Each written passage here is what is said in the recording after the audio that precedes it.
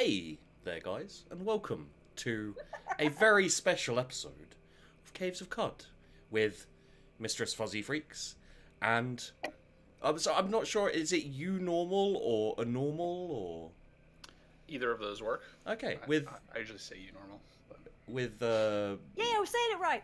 yeah with Monsignor Unormal, who is a developer on Caves of Cud. Good morning. Yeah. And today we are going to be having a chat while we do our thing, which we usually do. Except for this time, there's no one live streaming, so, you know, it'll be even more focused than usual. Huzzah! We've also got some questions to ask. Oh, yes, yes. I'm just sat here looking at my questions going, are these dumb questions? I don't know. Can I read my own handwriting? No, I can't. Brilliant. I should have gone to medical school. I believe I can hit continue, and I have guilt, a level 8 true kin. What is that? How do you pronounce this word? Sizagrier, I believe. Sizagrier. Okay. Sizagrier. Sizzy Okay, I feel better about Sizzy. not being able to pronounce words in the game now because... I didn't know it was going to be a pronunciation test. That's pretty bad. It's like a... Syzygy. This is your stuff. You should know. Syzygy. So I do have the unfortunate situation of getting as far as I've ever gotten in Caves of Cud. So I have no idea where to go from here. I assume there's some form of... Well, have you talked to Argive in the little hut in the lower left? Yes, Did you get him his wire? I haven't gotten him his wire yet, no. You should go and get him his wire. It's a relatively easy one. Okay, how do I... Right, go to the overworld map. Yes. See those 3 red dotty bits on the right? Yeah. In the mountains? Yeah, that's the rust wells. Go to one of them. Okay. I usually just go to the top one, because laziness. Yeah, so this quest line is the main quest line in the game. Okay. So there's a bunch of procedural stuff around it, but this quest line that starts with giving Argive the wire is sort of the spinal column of the game. It tells us... Do you have a torch on? I have night vision. Oh shit, son. Yeah. Oh, so I'll just go very quickly through what I have here. I have a sun and moon mask. I'm not sure what that is, but I don't know what that is either. It said this is spectacularly crafted sun and moon mask. It makes you feel uneasy. So I thought, well, embrace the theme of these, style of games and wear it. I have no idea what that is. I have a panther's cloak, a couple of short swords, which have been doing very well for me, and a slender iron sniper rifle. Well, because a syzygy is not a made-up word. It means like a conjunction of the moon and the sun. Oh. Astronomical term. See, you learn things as well. Like, this is what's great. Yeah, right. And I got crocossins, because I figured, crocodiles not attacking me might be a good thing.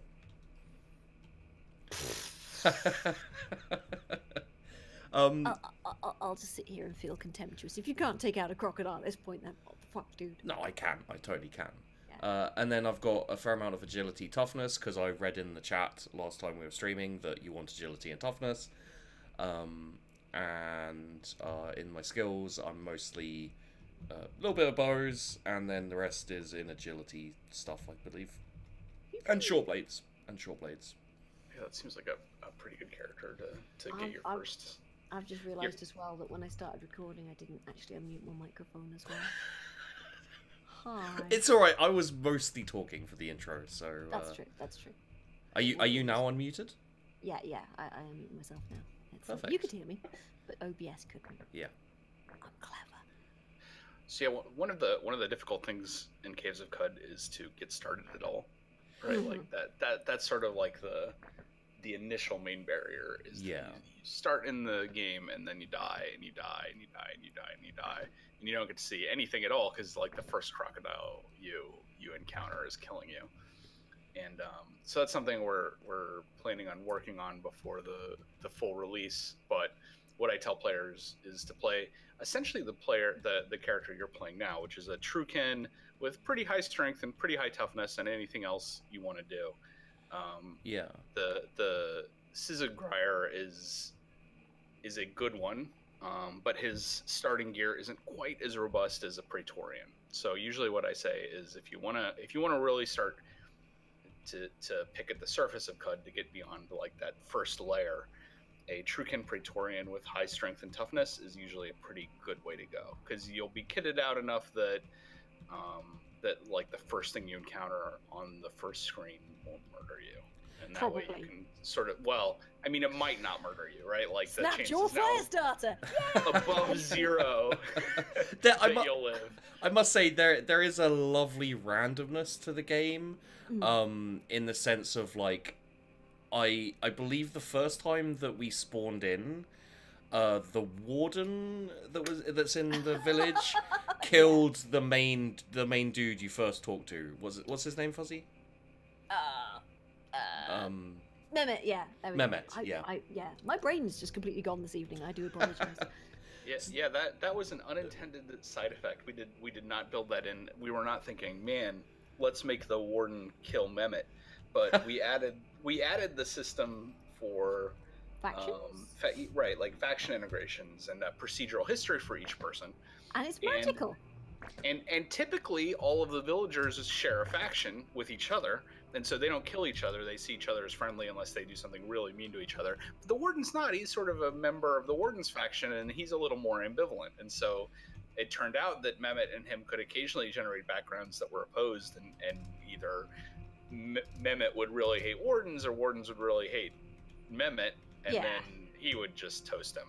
And it was hilarious, and we just left it in as sort of an introduction to emergent mechanics. Yeah, it's magical. I love it. Yeah, I mean, some of the best features in games, especially games like this, I've found can actually be ones that are unintentional. You know, so like, do you guys have like a big set of experience with roguelikes, or was this the first one you got into, or what is your background with this genre? So for me, I've played a tiny small amount of various roguelikes, Dwarf Fortress Adventure Mode, and I've played a decent amount of Unreal World. But it's one of those things that I will just mainline for 3 or 4 days flat, and then go off, play other games, and come back and, you know, I'll spend like 3 days not sleeping playing. And it's a little bit of experience, but I did need a lot of guidance from Fuzzy. Whereas I basically, one of the first games I ever played was NetHack, because my dad's a software engineer and, you know, sort of a massive roguelikes nerd sort of thing. So, like, yeah, NetHack was literally one of the first games I ever played as a small child. Yeah, there you go. So you get it honest, huh? You got roguelike in the blood. Yeah, I mean, I've never been, like, NetHack is hard. Like, Dungeon Crawl Stone Soup is hard. I like this because it's still really challenging, but a lot more accessible. It's very unforgiving. Also, can I say, I adore the mouse thing. I adore the fact you can just click and go somewhere. Oh, God, that's so good. Oh, so good. Yeah, hopefully, one of the things we're working on is that new UI. It's totally new. The original game was just a legitimate ASCII game. And yeah, the tiles and the mouse. It's like, I'm getting old now, so I'm just like, I don't have, you know, the patience for ASCII and things. It's like I tried streaming Dwarf Fortress a while ago, and I was just like, just relearning all of this is just, I don't think I have the patience anymore, because I adore Dwarf Fortress, but it's just like I can't anymore. I can't. Yeah, I think a lot of people are that way, and not only that, but we plan on going to mobile too. So the totally keyboard-driven interface is a no-go on your iPhone. Wow, yeah, and mobile's gonna be I saw your first trials of mobile on your Twitter, and it was just like, ooh, interesting, yeah. Yep. Well, we have it actually working on both Android and iOS. The problem is that the user interface, it's strictly playable, but it is not super enjoyable, and it's going to be quite a big amount of work all next year to get that. Yeah, definitely. It's Because Sproggywood, your previous game is on mobile, isn't it? Yep. Yeah, it was originally sort of built as a mobile game first, though it works fine on PC. We had started it originally with the idea that we were going to do like a little free-to-play roguelike, but we just didn't like the direction that was forcing the game design, and so we ended up making just a premium sort of traditional roguelike experience that plays fine on the PC. But we got experience launching stuff on Android and iOS, and what people like in terms of interface, and so hopefully we can bring that into Caves of Cud a little bit. Yeah, because me and my chat were having a big discussion earlier on kind of like somebody was going, oh, there's no good mobile games, and they're going, actually no, it's because they were talking about all the, you know, the pay to win Skinner box stuff, and I was, you know, I hate that shit. I fucking hate Skinner box games. It's just it just makes me unreasonably angry. Can I very quickly ask, while this is still fresh in people's minds from me doing it, I just ate a bear and it said, you ate too much, you vomit, it was a grisly meal. Is that an intended pun, or... Oh, come on. Yes. Yeah? Okay, brilliant. Like, that's perfect. I love this game is incredibly punny. Jason is an incredibly good writer, and he does all of the good writing. And I am not a very good writer, but I like bear puns. And so Nice. The bear puns are mine, and Jason excises the worst of them, but allows me a couple to remain in the game. Is Jason the big words person? Yeah, Jason is a college trained writer and CS major, so he does all of the good writing. Oh, nice. And I just do the technical backbone stuff. Yeah, I should probably ask some of the questions on my list actually while we. So I know you said sort of like 10 years, but sort of like, so how long have you been developing CUD, etc. Like, how did you come up with the idea? Well, Jason and I have been sort of making and playing games together since we were kids, right? Like we met when we were like 12 or 13 or something. And so we've been playing like D&D and games like Game World, which were big inspirations for us. And later we would play some like multiplayer online dungeons, right? Like MUDs back in the 90s. Yeah. I get horribly lost in MUDs. Yeah, that inspired some of the sort of like textual colorization that you see there, like on a painted bronze short sword. That was classic MUD ASCII. And so we started developing games without a lot of, you know, clear guidance, and we started developing an RPG set in a pretty interesting setting that would eventually become Caves of Cud setting. And sort of at the same time, I was working on a roguelike engine.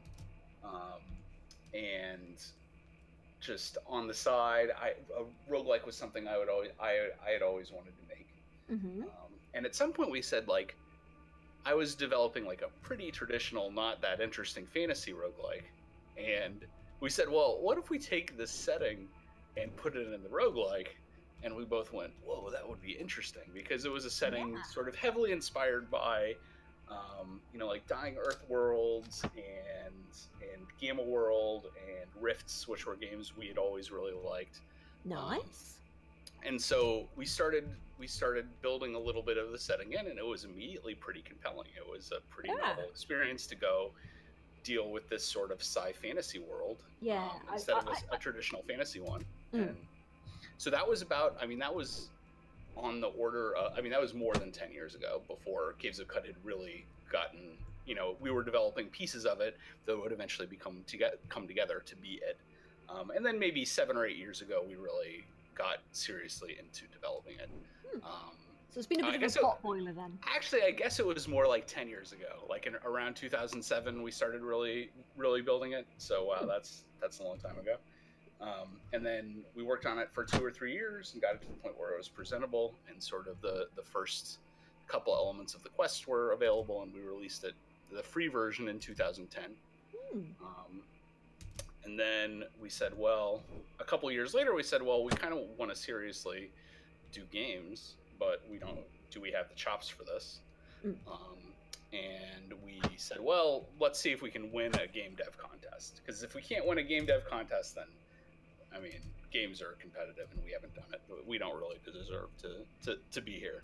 So we went and we signed up for a game dev contest, and we found an artist, Yana, who would eventually be the artist on Sproggywood. And we entered a game dev contest, like the essay game dev, and we made a game called Madball, which we're trying to ship a real version of here, but I don't know if we're going to get the bandwidth to do it soon. And we won the contest, and we said, well, geez, maybe we can really do it. And so the three of us who had won the contest said, well, what are we going to make? And Yana is the creator of like the adorable Sproggywood art. And we said, well, what if we took that art and skinned a roguelike in it? It would be really dissonant and interesting, and we didn't know if it would be, popular or not at all. And we said, well, let's see if we can ship a commercial game. And we all had full-time jobs at that point. Yeah. And so we just worked for a couple years, put sort of sidelined Caves of Cud, worked on Sproggywood part-time after our full-time jobs and shipped it, and managed to ship a reasonably successful commercial game just part-time. Nice.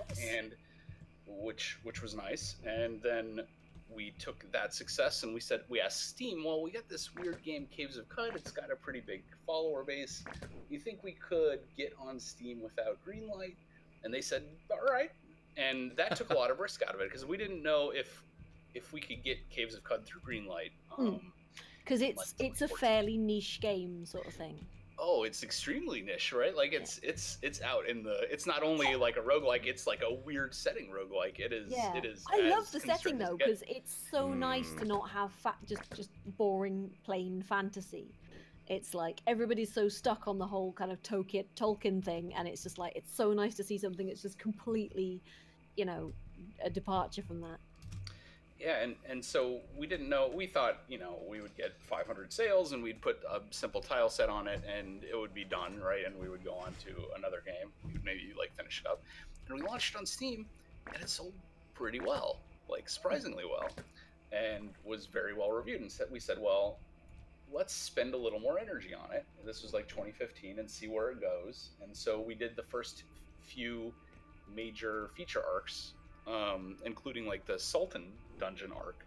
And the Sultan Dungeon arc was very well received. We saw like a pretty big jump in user base, and it, sort of the expansion is explosive because it's such a weird game, right? We don't have 1 million people buying it, but it seems like our user base is consistently growing, and when we invest more in the game, we see returns and people come into play.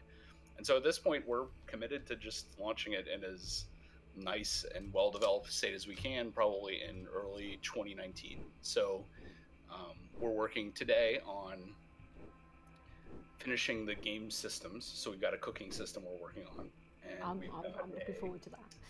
And we've got one more system after that, which is a system of alternate starts.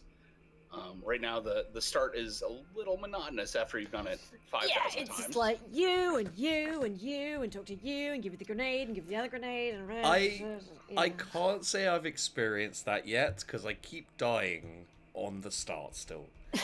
And this is exactly with Fuzzy like guiding me on how to play, and I'm just like, have I been unlucky or? Am I just terrible? Is it a mix? Honestly, you've probably been fairly lucky with the starts. There's a lot of the time you just like go down into the dungeon or go cross country, and it's just like, oh, what happens if oh god, I'm dead. It's like, oh, what's down here? Oh god, yeah. I mean, hey, segmented mirthworm. What do they do? Oh god. One of the things I've found about games like Caves of Cud is quite often the fun is the game, and then it extends past that into everyone telling their stories to each other of the things they find, the things that happen to them. You always get great stories out of games like this, and that's the real fun. Yeah, it's like, oh, this happened and this happened. It's one of the things I like about, because I read the Something Awful thread, Caves of Cud Something Awful thread, and it is it's great because I have A, learned so much from it, and B, because you guys are quite active in the thread as well. This is a fairly niche thing as well, Something Awful, but yeah, the thread has just been like incredibly educational, and it's so much fun seeing everybody just talking about what happened to them in their games and stuff. It's it's almost like procedural storytelling. It's very much in the vein of Dwarf Fortress and RimWorld. It's the these things happen, and you can be like, oh my god, and then this happened, and then this happened. It's like it's a procedural story kind of thing. It's like drama. It's great. And I mean, we're specifically interested in procedural histories and procedural narratives, less the core combat mechanics, right? Like, there's lots of people who build roguelikes in order to build a procedural combat choice simulator, which is fine. I mean, I like playing those, right? I mean, those are some of my favorite games, like FTL or DCSS or Rogue. I have a soft spot for FTL because it's the first game I ever streamed. Oh, really? Well, yeah. FTL is one of my favorite games because I'm like intensely hard to keep the attention of, right? And FTL, I didn't know you could pause and give orders to. Oh, and so I learned to beat the game with the first ship before I learned you could pause. And I was like, this is the best, most difficult game I've ever played, and I love it so much. And then I learned you could pause, and by then I was pretty good at the game, and I just sort of very much enjoyed it because it was one of those games where people say this game is completely RNG and there's no way you can win and it's totally unfair. And I learned that wasn't true. I mean, you can mostly win the game, right? Well, because they changed it, didn't they? They like it used to be the mothership was like a fairly, there was a fairly standard way of beating it, and then they kind of brought out the expansion patch, whatever it was, and then it got a lot harder because it became a lot more random. Right. Yeah, I have not played the advanced mode much, but I did play about 300 hours of the original OG FTL. How many hours of FTL do I have? Let me find out. I was gonna ask how long do you think you played FTL before you found out that it was you could pause it to give orders? Oh, it probably took me 60 hours to learn to beat without pausing, because that's a crazy thing to do, right? Like, yeah. Oh, that's insane. Yeah, I've only got 256 hours, so you've got me beaten. Oh, only 256. Come on. Yeah. Because we were talking about the okay, no, that's not going to pop up. I have one of my viewers / honestly, my friends, like, we do a lot of videos together. Like, he'll agree to play multiplayer stuff with me. He actually had a couple of questions, so I can get my questions out of the way quickly, and then we'll be good for my questions, because well, I may have a few, but there was I just prepare yourself. He's very acerbic, and I'm gonna ask it in the same exact phrasing he put it in. Oh God. Yeah, ask them why they went full retard with the butchering harvesting. Waiting half a day before you can try harvesting again. Stupid idea. Because otherwise it'd be super OP? Yeah, I'm assuming it would be super OP, but Who was that, by the way? That would be Doc. Of course it's Doc. Of course. Yeah, well, the cooking system we're working on now essentially gets rid of hunger as a time-limiting factor. You already have water, and so having an additional timer in hunger is not super interesting. And how is that going to affect Ravenous? Well, it's a good question. We haven't answered all the questions about it, because there are, like you've noted, there are some designs that treat hunger as a timer. But I don't think any of those are going to be particularly hard to solve. We're basically in the middle of that now. What hunger is what we're going to do is change cooking into a sort of daily bonus based on what you decide to cook and the kind of recipes you discover.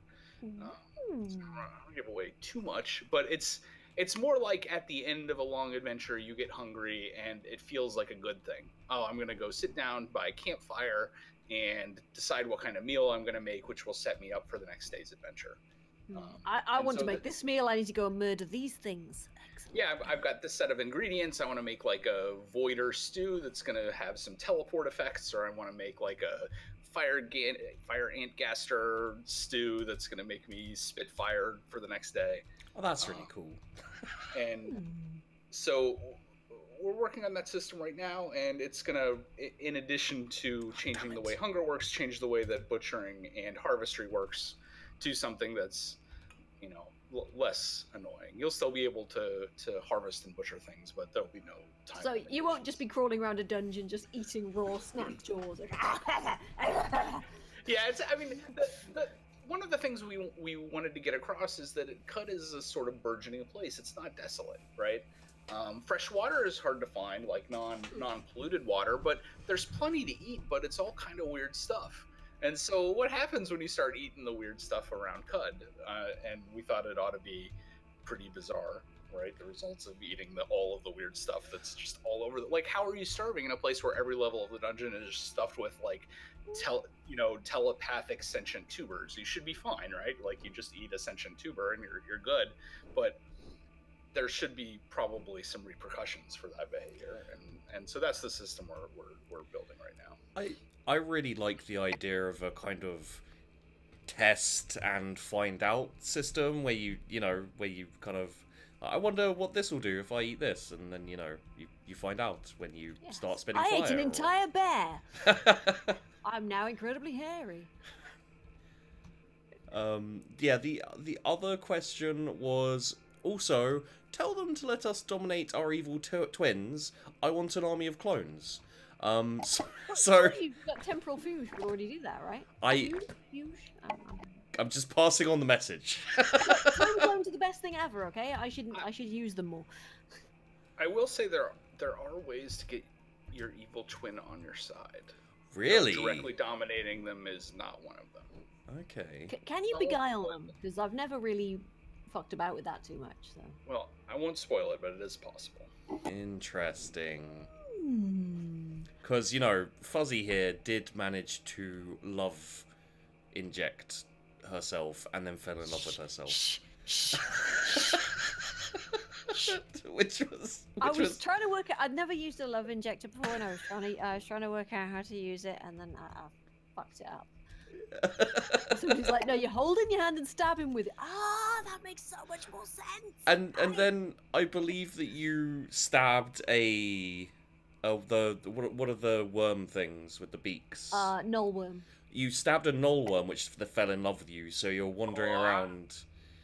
You fell in love with you. That's adorable. Yeah. So right? It's also a bit, hentai, but So yeah, Fuzzy was walking around in love with herself, and a nullworm was in love with her. And then it fell out of love with me, and there was a really rough breakup. Yeah. Oh God, what is that? This is a glow moth. Is that the thing that's firing it's at me? fine. It's fine. Just fuck it up. There's something fired at me. Oh, there's it's the glow moth. Yeah. Oh, actually, I have a sniper rifle. Yeah. I must use that more. Pew pew. Okay, if you hit it, that would be really good. Thank you. You can do it. There we go. Yay, you did it. It's all fine. I'll die to the slumbling because every time a slumbling appears, I die to it. How? I don't know. Stay away from them. I do, but then they get woken up by other bloody things, like this guy here, I'm sure. Oh yeah, this hermit's totally going to try and pick a fight with the slumbering. I'd get the hell out of there while you could. What's that? They don't go very far. They kind of they fall asleep pretty quickly, so as long as you're away from them, it's fine. Everything near the bantam. I love the description of the honey skunk, by the way. It's magical. Oh, all of Jason's writing is so good. I know, right? I mean, it's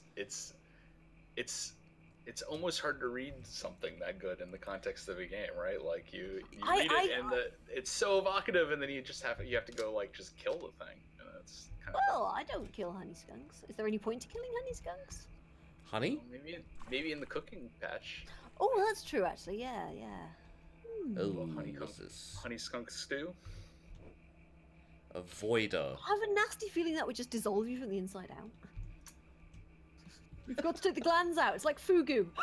I'm melting. What happened? Yeah. Oh, right.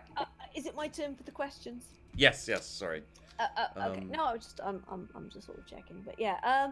So, my next question is, can I read my writing? Was the procedural generation sort of hard to implement? Oh boy, was it hard to implement. It depends. Some of the techniques are pretty simple, and some of them are pretty challenging. The way we get the results we do is by layering all kinds of different individual procedural elements together.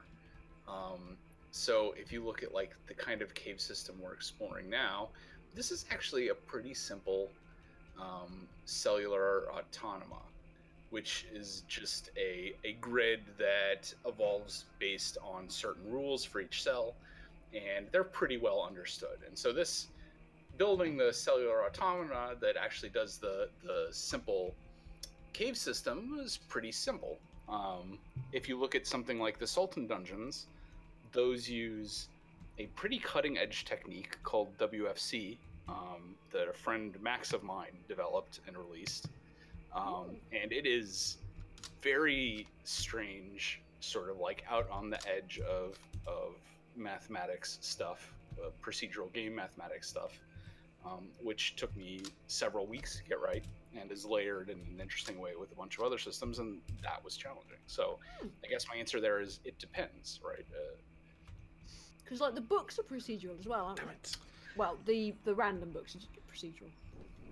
Yeah, I would say they're more of a Markov thing, right? Or not Markov, sorry. Just I would say the hardest thing is not implementing the procedural systems, because any individual one is pretty straightforward. I think the toughest thing is getting it to conform to the result you want, right? Yeah. Right. Getting taking a particular kind of feel you want to evoke, or a particular set of constraints you want to meet, and getting any kind of combination of procedural. What flavor of word salad do we want today? Yeah, exactly. Right. I mean, we want this book to evoke a particular thing. That's kind of a challenge, right? The Sultan history was a good example of that. We spent quite a long time and built a completely custom language description language to be able to come up with the history of those sultans in a way that felt cohesive. Jason recently did a talk on that, and we did a paper on that. So if you're interested in that kind of stuff, you can go out and search for like Caves of Qud Sultan history and see some talks and some more academic write-up of what we did. So I don't know if that was a good answer to the question. The answer is some of it was hard and some of it was easy, and it sort of just depends. It's like asking, is math hard? Yeah. Oh no, some of it is right. I mean, some of it's hard. It's a coherent answer. It's a coherent answer. It's I'm in no position to judge if it's a good answer or not. I'm just like, I don't know, man. I have two questions that have come to my mind recently. Who came up with the idea for the Voiders, and and who came up with the idea for the hidden spikes that bleed you? Because both are horrible things to run into.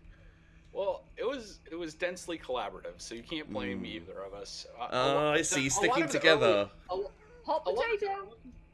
A lot of the early monsters were developed by Jason making a list of monster names, which with no detail behind them, and then me doing sort of a first pass interpretation of, like, what is a slumberling? I don't know. Right? What is a young ivory? It's an angry rock. And so I would do a quick sort of interpretive design based on just the names, and then we would iterate on them. Why couldn't avoid it just be something that makes you poo yourself? Come on. I think specifically for Slumberling and Young Ivory, I got those names and it was like, well, wouldn't it be interesting if there was sort of an environmental hazard that was asleep, but if you woke it up, bad things happen. It would make you tiptoe around. And I thought that was pretty successful. And then what is a young ivory? I don't know. Like, it sounds kind of like a rapper, but that's not a good monster. I mean, I would love if there was a rapper in this. Some fat beats on you right now. Right, like, so I said, well, ivory sounds like kind of a tusk, but, and so maybe that's the plant. And what is it? It would be pretty mean if it speared you. So what if it was invisible? So, you know, we work pretty closely to develop these mobs. It's highly iterative, and we try to combine sort of the best of both our creative processes to get it done. I think it's very noble of you not to drop him in the shit like that. Yes. Because I love the way that the young ivory is always hidden on items, and you don't know that until you go to the item and step on it and start bleeding. I have died a couple of times like that in my own attempts to get good at this game. Yeah, well, I guess there's also like there were some monsters in Game World that had a similar behavior. They weren't exactly like Young Ivories, but there were like treasure trees that would like create illusions of treasure around them, and I always thought they were kind of evocative creatures in Game World. The plants were kind of jerks. So yeah, because like I mean, it's like there's a lot of really fucking annoying plants in Cud. Like there's the kudzu, which is just horrible. Because you're like, oh yeah, I just hit it with my oh no, piss. Right, okay. Kudzu's horrible. Yeah, I mean, there's some not great designs, to be honest, in the early game. Oh no! I'm not saying it's a bad design. I'm saying it's just horrible. Well, kudzu in particular is not like super fun to play around, and it creates like just zones where you don't want to go and you don't really want to interact with them, and that can be interesting. But I think we could do better than that probably. Well, but maybe I don't know. I generally roll with light manipulation, so I just laser beam them, which is Yeah. It was the first build that I had put upon Yeah, me. it was what I recommended. Was you want to take laser beams? Trust me, you want laser beams. Take all the laser beams. One of the interesting things about Caves of Cud is a lot of games get kind of weaker as you go through because they spend a lot of time at the first part of the game, and then they get less and less time as they finish, and by the end the game is just like kind of rushed and you're jammed through a funnel. And I mean it's natural for the game to be that way. Yeah. But Caves of Cud is sort of inverse because it's happened over such a long time, and our game development skills have advanced to such a degree from when we started it and did Red Rock to today that as you get deeper into the game, the dungeons get more interesting and in my opinion better designed and more elaborate, so that you get the kind of inverse experience for most RPGs. You sort of start in a simple dungeon that doesn't have much going on, and by the time you get to Golgotha, we're many years into our game, chops and the dungeons are much more interesting and have more variety. I've never really seen that much of Golgotha because I just kind of just go through most of it because And I'm really excited for the content we'll be doing next year after the systems are done, because once cooking and alternate starts are done, the only thing that's left is to build out the content, and we have about the back half of the game to go, and we've got a full sketch of what the story and the places that you're going to visit, and they're pretty neat. Any hints? Well, what could I give away? Like the next dungeon is going to be a place called the Tomb of the Eaters. And so it's going to be a big tomb, and it's currently located in the middle of the map, and that's going to be moving. It's going to be up by the spindle instead, and so it's going to be a pretty neat dungeon, but I don't want to give away any more than that. Yeah, no, fair enough. Right. Oh, actually, I do have one question that somebody asked the other day, which is, what language is the game written in? So it was originally just a C# program, just raw C#. I originally started writing the engine to learn .NET 2.0, and the first releases were, for many years were just originally just a console C# program, and then a OpenGL C# program that was emulating a console. But for the Steam release for the tiles and mobile, I couldn't get the raw .NET software off of PC, right, without some challenging lifting or moving it into mono. Yeah. And so what I did is I built Sproggywood in Unity, and I said, well, let me try getting it running in Unity, and I eventually did. It was a bit of a challenge. What you're playing, the whole game still thinks it's looking at a console and a keyboard input, basically. It runs on a second thread entirely behind what you're using, and then Unity has a presentation layer that interacts with that second thread. Right. So it's still mostly C# in there, but it's using the Unity engine for presentation and Unity's awesome ability to go to a bunch of different platforms. Yeah, definitely. Cool. What else was I saying? Oh, how does it feel, by the way, getting retweeted by William Gibson? Oh, that's awesome! Like that is like my childhood hero. You know, I don't have right? too many, and he's one of them. You know, right? He's the sort of speculative futurist. It is like super meta to have William Gibson retweet you, right? I like know. But I saw that and I was just like, I'm a little jealous, to be honest. Yeah. I'm happy about that. That's an accomplishment of on the short list of things I'm happy about. It was a good tweet, though. It was a good tweet. I'm like, they're going like, oh, I know that. Oh shit, son. Yeah. Well, we have a Ray Cat in the game, so we've actually we read that semiotics piece, and it was one of the inspirations behind Cestiphus. Oh.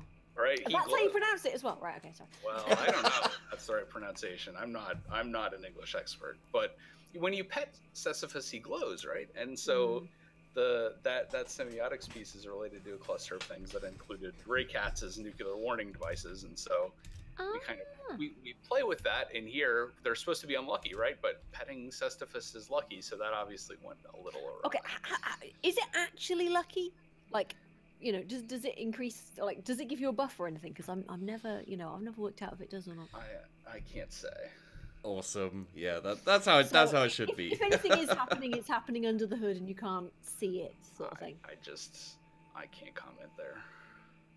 It's you know, one of those things where it's just more fun to see the people kind of have their theories. I just think he's adorable. Although, oh man, there was one game where like he was hostile to somebody and it was just like he got murdered. I'm just like, Kitty, no! Oh my god! Well, there's been a bunch of interesting emergent behavior from Cestiphus. Like when we added the heat from torches, for example. Originally, they didn't have any kind of environmental impact, and now if you stand on them for too long, you catch fire. Will catch on fire. And like almost immediately, Cestiphus would go over and just set himself on fire, and then run around the town, setting it on fire before he died, which was like, it's hilarious, but I mean. I don't know. I like his. Wait, did you die? No, I'm still alive. Okay, sorry. I was like, is it my go? No, I'm doing well. Don't you kill me off. Die. Okay, Argive. I will go and do that thing. Mumble. Oh! You get to do this bit. Cool. Right, off you trot. So is this as deep into the main plot as you've ever been? Yes. No, I well, there was a lot of because obviously Fuzzy's played quite a lot. She tends to go down the cave, the side. What I don't know what it's called. Secret. The flooded damp tunnel, whatever the fuck it is. Yeah, and every time I take the river up towards Red Rock.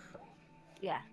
I got killed by multiple things. I think I panicked, and then Fuzzy panicked. Yes, yeah. No, I did not panic, thank you very much. You panicked, though. You were just like, ah! And I'm like, that's the worst thing you can do. So if you hold down Alt on the screen, it will highlight the sort of important bits. Oh, that's cool. It also shows you what's hostile and not on the main map as well, not the map. Yes. Also, you want to be going to... Is it the yellow bit? Yeah, because red bit's Gritgate, isn't it? And then the yellow bit is... Oh boy, yeah. Gritgate doesn't even highlight there, so that's broken. That's interesting. But yeah, if you hit L, bug fixes. You can also hit L on the screen like you do on main screens and sort of look around the map. Okay. Yeah, which isn't necessarily obvious. Interesting. I like wandering through the flower fields because they're a fun place to be. Yeah, they are currently populated in a strange way. We got partway through a population refactor with a new style and didn't quite finish it, and so they are a little bizarre. I like it because it's like a fairly safe place to level up a little bit. Yeah. Usually, plus you sometimes find interesting shit there. I actually have a question which you know, having played a few different roguelikes. Does your kind of let's call them fan base? Does your fan base kind of their nature of nerd base? Come on now. Yes. Does the nature of your nerd base kind of help you? Does it take off a little pressure on your development when you see people being like, you know, you make a mistake where the cat sets itself on fire and everyone loves it, and you're like, okay, well, we can make mistakes and people will still enjoy it, you know? It's part of the fun. It's procedural! Well, like, Caves of Cud's fan base, because it has such a weird setting and such a difficult climb, ends up, like, self-selecting just, like, awesome people that I like to hang around with, right? Like, they're willing to put up with a little bit of junk, and they want to do something that's a little off the beaten path, right? Yeah. And they're willing to put up with a little bit of pain to deal with it. And, like, those are totally my people, right? Like, I love to do that kind of stuff. And so they're willing to put up with a little bit of pain to do something that's unusual, right? And you're not coming to Caves of Cud because you want, like, a super polished Assassin's Creed experience, right? Yeah. You're coming to Caves of Cud to, like, get something that you can't find somewhere else, right? That might not be perfect, but is at least unique. And so it does give us a lot more expressive freedom than somebody who's building, you know, the next AAA game, or even like just big indie game who's really trying to go mass market does, right? We can have some weird things in the game that just wouldn't work in a mass market game, and our audience likes it more, not less, for those things. Yeah. Yeah, there's definitely, you know,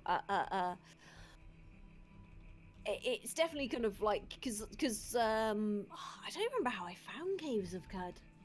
I do not remember how I came. I think it's through Something Awful. I was like going through the games subsection, and it was just like, Caves of Cud, what the fuck is? And then I started reading the thread, and it was just like, this is ooh, huh. Oh no, I think it was actually the roguelikes thread actually, and they were like blah blah blah Caves of Cud, and I'm just like, it's a bit like Dwarf Fortress Adventure Mode. It's okay. And then I, you know, bought it, and it was just like, and then I bought it, and then I tried playing it, and I kind of like stalled, and I left it alone for like a few months, and I came back to it, and it was just like, yeah, I get it now. It's clicked. Fuck yeah. And now I have far too many hours in the game. Yeah, that's pretty likely. Something Awful was the place where we did most of the sort of alpha and beta work for the game, because the roguelike community there is super strong. I mean, there are a bunch of awesome players, and they are very thoughtful, and they give you amazing feedback, and it really helped kick the early iterations of Caves of Cud into shape quickly.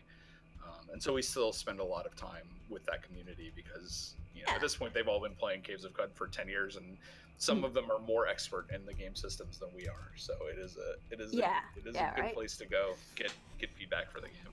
Yeah, and it's like, you know, you've basically got a whole bunch of, like, you know, bug, you know, testers and things. The other thing about that Something Awful community is that a bunch of roguelike developers, like the developer of Dungeon Man's Jim Shepard, and the developer of Cogmine, Josh Gee, the developer of Tangle Deep, Andrew, like Zircon on Twitter.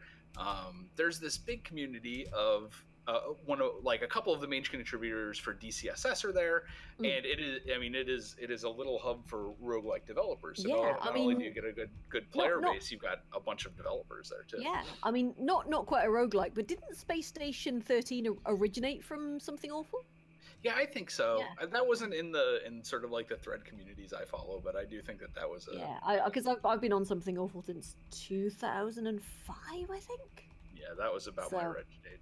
Yeah, it's like, we are this getting has been 84 years. Yeah, I'm not saying what my username is on Something Awful, because I try not to, you know, cross the streams. But I mean, you know, if we're gonna talk about being old, I can go into my Ultima Online account. And I made that in 1998, 99, and I still have that account. Oh, shush, you're a young'un. Yes, but I have an old account in a game. I'm going to be 39 tomorrow. Oof. Yeah, we're about the same age. Yay! I don't have the epic beard, though, so I'm sad. I'm still waiting for my epic beard to grow in. That's what happens, right? Yeah, well, it happened to me. All the hair falls out on the top, and it sort of migrates down your face. Yeah, mine's still just going funk, so it's just like, fuck. Well, we'll have to trade. I mean, you make me a wig, and I'll make you a beard wig, and then we can have... I'm down. I will quite happily shave off all my head and give it hair and give it to you. Not my actual head. I need the scalp. Do not shave your head off. How do you feel about rainbow hair? Blood in. I'd be fine with rainbow hair. I would be fine with any hair at all I have silly hair. I have very silly hair. I mean, honestly, when I had hair, mine looked pretty much like that. It was a big poof on the top of my head. I think we're a little astray from the topic, though. Oh, yes. Well, this is kind of how me and Sheepy roll. Is we just kind of, you know, do tend to get a little bit. Yeah, there's an awful lot of tangents going on, and I'm sort of running low on questions. So, you know, tangents are good. Our audience likes tangents. Yes. Okay. One question I did have was what did you guys do before Caves of Cud? Like, what was your day job? I'm assuming it was something in software development. Yeah, I've been a non-game software developer for. I mean, my first job was when I was 14 or something. So I've been doing it for some absurd amount of time, like 25 years or something. And Jason was a full-time technical writer. So he worked at places like Salesforce doing their API documentation. So that's actually quite handy because it means that, you know, you've got to be fairly organized to do technical documentation. Yep. Well, I mean, he is a very strong contributor because he's an excellent writer and an excellent technician, which is kind of exactly what you need for a technical. Yeah, definitely, because yeah. And I spent a lot of time. I eventually left my career at Dell, working with pretty big teams as an architect. So I have a lot of experience building big software with teams that were much larger than the sort of typical game size team. And so, you know, I think our skill sets together, except for art, you know, we can pretty much put a game together definitely, you know, with the two of us. And so we found some really awesome collaborators for the art, like Yana and Sam for Sproggywood and Caves of Cud, and some really awesome collaborators for audio that do the music and sound for. Who did the music? Who did the main kind of, you know, sort of like, because it's fucking glorious. Yeah. So if you look at Gregory Ham on Twitter. Craig is our audio guy. You can also go to gregoryham.com. His music is awesome. I mean, I love it. It is just like unique, and he has this like sort of massive expressive range that gets into really weird instruments and combining sort of traditional and electronic technologies in ways that are just super awesome to my ear, and I'm super glad that people are digging the Caves of Cud soundtrack. It is so chill. It's like, because a lot of the time, like, soundtracks to game, especially if they're relatively short, will get incredibly repetitive, but it's just so chill and kind of like it almost like sort of just seeps into the background, but it's wonderful, and it gives everything like a really weird and slightly eerie feeling to it, it's brilliant. I love it. Yeah, I love it too. Craig's work is just awesome. I think it suits Caves of Cud perfectly. Definitely, yeah. Are you planning on? I'm assuming you're planning on a little bit more sort of like atmospheric music when you get more bits of the game built, kind of thing. Yeah, we're working on more tracks. We're about halfway done with the soundtrack, and we've got a lot of general sound work to do. I mean, the game's pretty quiet. I don't want it to be too noisy. Like, I don't think everything you do needs a sound, but it probably needs a little more. I would say that pistols need. I think it's pistols need a little bit of a tweak in the downward direction. Yeah. just from personal observation. Yeah, well, it's just like I'm chilling. Bang! Jesus Christ. Yeah, we've done like no audio leveling or anything. It's just sort of like a very very basic framework for the sounds. I know. I'm mostly saying it for the sake of humor and not because I've had any minor heart attacks at all. It's fine. I didn't need those years off my life anyway. Hurry up and die, Sheepy. Aha! Well, if you'd like to start. No, I can't until you die. That's the rules. Oh, I'm not going to die for a while. Have you seen me? No, I mean, come on. I am doing I very, heard a very rifle well. turret. I heard a rifle turret. Oh, no, yeah, Well, I saw a rifle turret chirping anyway. Come on. Find it with your face. Hello? I'm the most supportive friend ever. Is there anything, like, either proposed or that you personally you know, like taking away constraints of ability or time or, you know, any, like, just whether it's possible or not. Is there anything you'd like to see in Caves of Cod at some point? Well, our original vision was just hilariously overbig. Yeah. And so if you go and dig around in some of the old forum posts, we have a lot of stuff we'd like to do that will not make it into 1.0. Like what you play through as a main quest is just one main faction storyline, the Barathromites. And as originally envisioned, all of the major factions had a storyline you could play through. I mean, it is hilarious now, having spent, you know, in years working on just one storyline, to think that we may have ever wanted to do 12 of them. But you know, it would be cool to work on more storylines for Caves of Cud. I would love to be able to do more interesting PCs outside of just the human varieties, like plant PCs and robot PCs, and you know, maybe even like animal-based PCs that have. I want to be a literal concerns. axe turtle. Yeah. Yeah. Well, I mean, why not, right? Like, but in a bunch you of those know, games, you could be. You know, I could go on. There's yeah, but overcommitting is a real hazard of game development. Well, you know, life in general, but game development in. I've seen an awful lot of games where the devs have overcommitted and just ended up kind of burning out and just, you know. Yeah, well, we understand what the scope now for 1.0 is, and it's none of those things. It's the human storyline, played up the Barathramite main plot.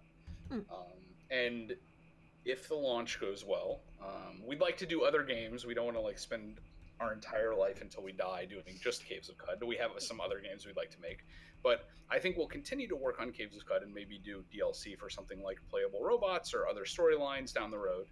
Nice. And so I don't think any of those are out of the question. I think we probably will need to fund them. So I don't know that they can be infinite free additions to Caves of Cud, but I don't think that they would be very expensive additions either. So you know, everybody should be able to get in there and play them eventually. Yeah. Because I mean, what price is Caves of Cud at the moment? It is like $9.99, which on Steam, right? Which on is, Steam, yeah. And that's dollars, right? Yeah, $9.99 US dollars. As games go, that's incredibly cheap. I think, like, you know, hint, buy it, hint. Sorry, people's initial reaction to games like this, when they see them, will always be intimidation. You know, they're going to be intimidated. Just, what the fuck is this? It looks weird. It's like, I've got a lot of people going, you know, I get quite a lot of people coming in and going, what the fuck is this? This looks incredible. What the hell is this? And then once you start talking them through it and start describing it to them and think, I've actually had several people go, I have to have a look at that. And, you know, I mean, not all of them are actually going to, but a fair number do, though. Yeah. Like, you know, once you've given something like this a shot, like, just the basic awesomeness of it kind of... If it's your kind of thing to begin with, then, you know, it's... Well, the thing is that one of the things that people really like playing something like Skyrim or any of the Elder Scrolls games or you know, any of the open world games, Morrowind. Like everybody loves a big open world that they can do stuff in. Yes. And what they don't realize is that the AAA art budgets really constrain what the players are able to do. Oh, and absolutely. So when you ditch the constraints of a AAA resource budget for your assets, like a AAA asset budget, suddenly the game really opens up. Right? Yeah, suddenly you can have these crazy interactions like, oh, we're gonna make all the walls sentient with a sentient wall thing, and I'm gonna be a you know, like either a flying laser beam shooting, you know, like hawk, or a freezing hands axe turtle, and all of those things are actually plausible and interesting and actually work in the world and interact with it. Like that's really awesome, and something you will, I don't think, will ever really be able to do with AAA assets, right? Not until AI is creating all of the assets for free. In which case, I mean, could you imagine if the AAA kind of, if a AAA publishing company or development company suddenly went, we're gonna make a very graphically basic game, but really deep game. Yeah, I mean, and they put in their resources behind that. It would be. Oh, it would be the best. Yeah, I mean, it's even looking at sort of like back at the BioWare. It's like Dragon Age Origins had like a huge amount more like branching plot and stuff compared to the later voiced games, because you know, once you get the voice actor budget and once you have the time constraint of somebody having to say every single line in the game, it like adds an awful lot. It constrains an awful lot of what you can do with it, sort of thing. Yep. So. Oh. That's that. Sorry, I just went off on a little tangent. Oh, is this my death? Oh no, they're balls. Okay, I thought they were the snout shooter things. Oh god, you can take out slugs now. You can take them out. It's just getting to them before they kill you. Ah, well, that's where you hide behind something and wait for them to come to you. I'm not that. I'm still getting to grips with the game. If in doubt, hide in a corner and cry. Also, I need to AFK 2 seconds, so you know, just don't do anything I wouldn't do. Don't do anything. Don't die then. But no, like I love these types of games, and I have to say, like, it's really nice to have a game that's a little bit more, you know, there's a little more of a plot, because like the completely open world, 100% randomly, you know, the locations always change, and the like everything in it changes is good and it's fun, but it's not as friendly to a new player. You know, when you have a little bit of a, you know, when you do something like this, and you say, you know, here's the goal. You can do it in your own time. Feel free to walk around and explore the world, but you do have a goal to come back to. It's kind of nice if you're, you know, getting used to the game. Yeah, I always liked that aspect of games like Morrowind and Skyrim, right? The Elder Scrolls games in particular, the fact that they give you an axial plot that you can advance, right? Yeah. It gives you some context to why you're even alive, right? Because that's sort of like existential question without a main plot is a little hard to answer. Like, why am I even doing this instead of like cleaning my living room? I don't know. But I feel like just chores, right? I woke up in jail and I don't know what's going on. Yeah, but if you give some kind of like existential answer to that question of why you're here, oh well, I'm the Dragonborn, or I've got to go, you know, deal with. I was born under eventually. a certain star at a certain time, and the Emperor's let me here. I don't know. Yeah, exactly. Like I've come to be the head of every guild on Morrowind. suddenly, there's a reason I'm collecting like rat fur from every cave on Morrowind, right? It's to get a little closer to dealing with Dagathur, and so, you know, you can do that in 5 minutes with some skooma. It's fine. It's true. Have you watched the speedrun videos? It's insane. Oh, it's the best. It's crazy. It's just like, you know, grab those scrolls, choke some skooma, boom. Done. Oh yeah, well, I mean, Morrowind was a huge inspiration of ours. We've always been big, you know, Elder Scrolls fans, and Morrowind was the best. Right? It was it was my first Elder Scrolls game, and it will always be like, because I replay it every now and then, because, like, you know, they've got the Morrowind graphic enhancement sort of thing, and it's still like, if you mod it, it's still really pretty. Like the obviously the avatars are, you know, a bit basic, but the landscape and the, you know, just whack some god rays in there, you're good. It's amazing. Yep. One of our goals going into this, what I wanted to build originally, even before it became the Freehold game, was sort of a roguelike Elder Scrolls that combined the sort of like free roaming feel of Elder Scrolls with a world that was actually different each time, because people play 1,000 hours of Skyrim in a completely static world. Like, if you gave me $80 million, I think what I would run off and start building is something like Skyrim or Morrowind with more procedurality in the world itself. So that, imagine booting up Morrowind, but it's a sort of different island each time, so you don't know exactly where to take off and run. Is it time for a quick Kickstarter? Oh, I'm apologizing. Oh yeah. 80 million should be perfectly easy to raise on Kickstarter. Totally. You have my sword. Hang on a sec. I mean, you know, you establish yourself as making solid, fun games, and then you go way out there, and promise to make the next 3D Space Station 13, which I actually read an article. Apparently, people have tried and failed to make remake Space Station 13 like 15 times, which is... I believe it. Making games is not easy. No. It is pretty easy to get yourself stuck in a corner and just fail. So I mean, we try to take it gingerly. I think I would like eventually to do a project on that scale, but I think it'll be a career capstone versus the next thing we do. I think we gotta build our skills up a little bit before we go there.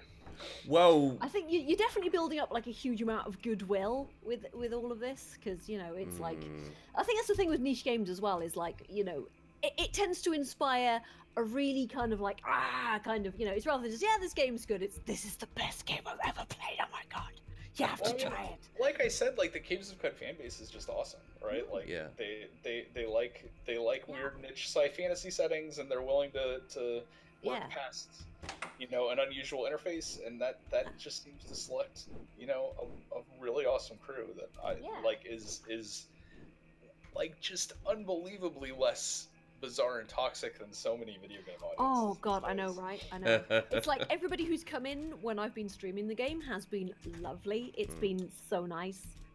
It's like people come in and they are helpful and they give advice and they ask if you want help most of the time. It's like people are, you know, sort of like, oh, have you tried that? And you're like, oh yeah. It reminds me a lot of like when I first started streaming, and I was streaming FTL, and people would come in and offer good, constructive, helpful advice in a nice way. It's just like, I love streaming games like this because it's just so nice. It's brilliant. One thing that's probably a good thing to mention is I assume you have a great modding community. You know, people like modding the game. If you go on Steam Workshop, there's a bunch of mods already, even though the game is not complete. I think the biggest challenge with the modding community right now is just that in early access, we're still changing the game internals a lot. Yeah.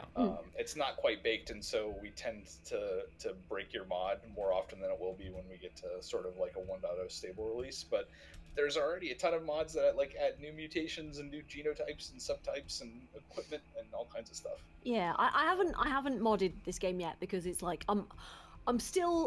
I'm fine with just the core mechanics. It's like I don't need. It's like with things like RimWorld. I've started modding because, you know, it's basically crack. But yeah, I've played enough RimWorld that I need to mod it to get my fix. You know, whereas Caves of Cud, I'm still just like, there's so much I haven't seen yet out with the mods.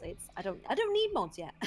Well, I mean, a lot of times you mod just to get a sort of novel experience, right? Like, oh, I've played 1,000 hours of Skyrim. I just need something a little different. Yeah, let's put the dongs of Skyrim mod in and see what. Yeah, exactly. No, anyway. and I mean, we're still patching it every week, and so I think everybody gets that experience, right?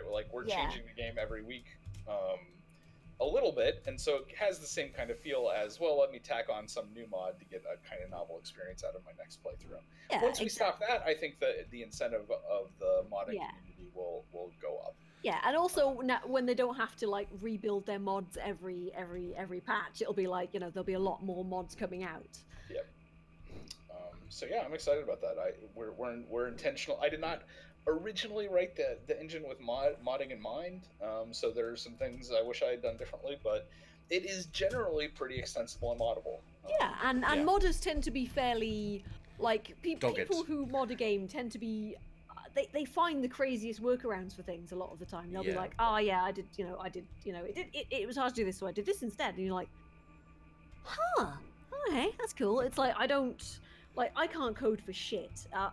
To my father's great shame, I was never interested in programming, despite him trying to encourage me. Because, I don't know, I got the art brain instead, but... Well, good for you. It is... I don't know if I would recommend it, but it's the skill I ended up with. It's how can I put it? It's a fairly lucrative skill, let's face it. It is. Yeah. Well, for today, right? Like, I mean, it's the remaining skill after everything else is automated, so it's good from that perspective, right? I guess. But yeah, it's, you know, I just went the weird path instead. It's like I talk shite for a living, but yeah, but I understand how to talk to coders. I just can't code myself. But you know, I speak the language somewhat. So yeah. I don't know. I think over the next few years it will get easier and easier to not be a coder, and talking shit will be the good skill to have. So I wouldn't be too. I can only hope that. Because when I went to school, the place I went to school at, computers were pretty much optional, and I learned nothing about them. So. Oh, I did bugger all at school about computers because I mean we used to basically sit and play Doom in IT class because our teacher was just like, yeah, whatever, you know, just land Doom, that's fine. Cool, okay. Or was it Doom? I don't know. But yeah, we just basically Quake land maybe. games in IT. And it was great. I don't think, like, I hate to be the guy who's like, you know, but I think I'm doing pretty well at the moment. I'm sure I will die at some point. I hate you. I hate you so much. I mean, look, I wanted a chance to show off my 6 skills. I just found a good build, and you know we ran with it. You're cheesing it. In other words, you're cheesing it just to show me up. I'm not cheesing it. I didn't, you know, I didn't go onto a guide and see, you know, what the best way to. You totally did. No, I did. I actually didn't. I saw your Trukin playthrough thing that you were doing, and I was like, maybe this is the way for me. And it's I'm been going for my well. totally cheesy sort of like, you know, persuasion and beguile build, and yeah, I've been doing really badly with it. A descent through Gritgate probably won't kill you if you got this far. The next major, you're almost certainly going to die moment is going to be the first attempt at Golgotha. Yeah, Golgotha is. I think I actually got through Golgotha my first time. I think because I got very lucky with which thing I went down. Yep. And yeah, and then I just I read enough of the Something Awful Thread to know that I should just leg it and not stop and explore. Just go, don't stop, don't look, just don't turn back, just go. So I made it through. I don't think I even encountered the thing at the bottom, which I won't spoil. I just went and then recoiled. Second time I got wrecked. The first time I went fine. Yep. Becoming Nook. A becoming Nook. Oh, you're a you're a Turkian, right? Yes. Have you got any thingy credits? Do you have thingy credits? That's an important question. It is. It's the question. All right, keep scrolling down. Okay. Did you just equip the treads? That's. No, they're here. You just identified them. Okay. Oh, you don't. Motorized treads. So that's, I can't wear shoes. I can't install them though. Apparently. Okay. Can you install them, or do you need the Becoming Nook to install them? The Becoming Nook is required. Ah, right. Okay. You know, just slap them on. Sad face. That would be kind of hilarious. Like if you could just find like a tube of super glue and there you go. I'm just gonna cut my legs off and then slap these on instead. I mean, you know, if ever you run out of ideas for Caves of Cod, some kind of what would it be, like kind of Neanderthal style player who can go around and just like stick bits of robot onto them, and you know, he just comes a robot. Like, what if you could collect body parts from any kind of creature and stuff? It's like, yeah, right? I cut a turret's face off. Can I just graft it onto? I don't know if you can wear turret faces. Okay, if you ever do this, you have to credit me, Sheepdog. But how about some form of absorbent, you know, like kind of blob? So every time you defeat something, you could eat it, absorb their traits, and take on those traits. Yeah, that would be and then awesome. you go through the whole thing. So like you can eat the spitting ball thing that I hate, or the spitting plants, yeah, and then you can spit seeds and things like that. And you can keep going and, you know, kind of build up a repertoire of different things. I think that would actually be a pretty awesome character, frankly. I'm saying, like Sheepdog, credit me when you do it. I'm jealous now. I wish I'd come up with that. Oh, damn it. Let's, I think... I can at least say I was there when they came up with that idea. Yeah, yeah. I'm going to bask in your second-hand fame. You can call it, like, the Absorbent Wanderer, and then, idea by Sheepdog, also Fuzzy was there. But yeah, I think this is like Fuzzy. We can switch over, and you can do some of your. I get to play. Your thing. Well, I mean, I feel the heat in my earphones of you being like, I want to play my my go. All right, let me just hang on. In that case, I need to. Oh god. Hang on. Come here. Right, hang on. So we need this, and then I need to do this, and then I need to share my screen. I will. Oh, no. Am I still sharing my? Oh yeah, I'm still sharing. Yeah, you are still sharing your screen. Right, how the? Okay. Aha. There we go. Turn on camera. Nope, that's the wrong. Nope, no, you don't want to see me. You want to see the screen. There we go. No, not screen one. No, yes, screen one. Share. Yes, share. Okay. Whee! Recursive. Okay. There we go. Are you receiving me? Receiving loud and clear. Okay, cool. Right. We're gonna watch me die really quickly because I'm replaying. Hang on. I think it's Zaphod 6. How do you? Hang on. XBVI. VI is 6, isn't it? Right.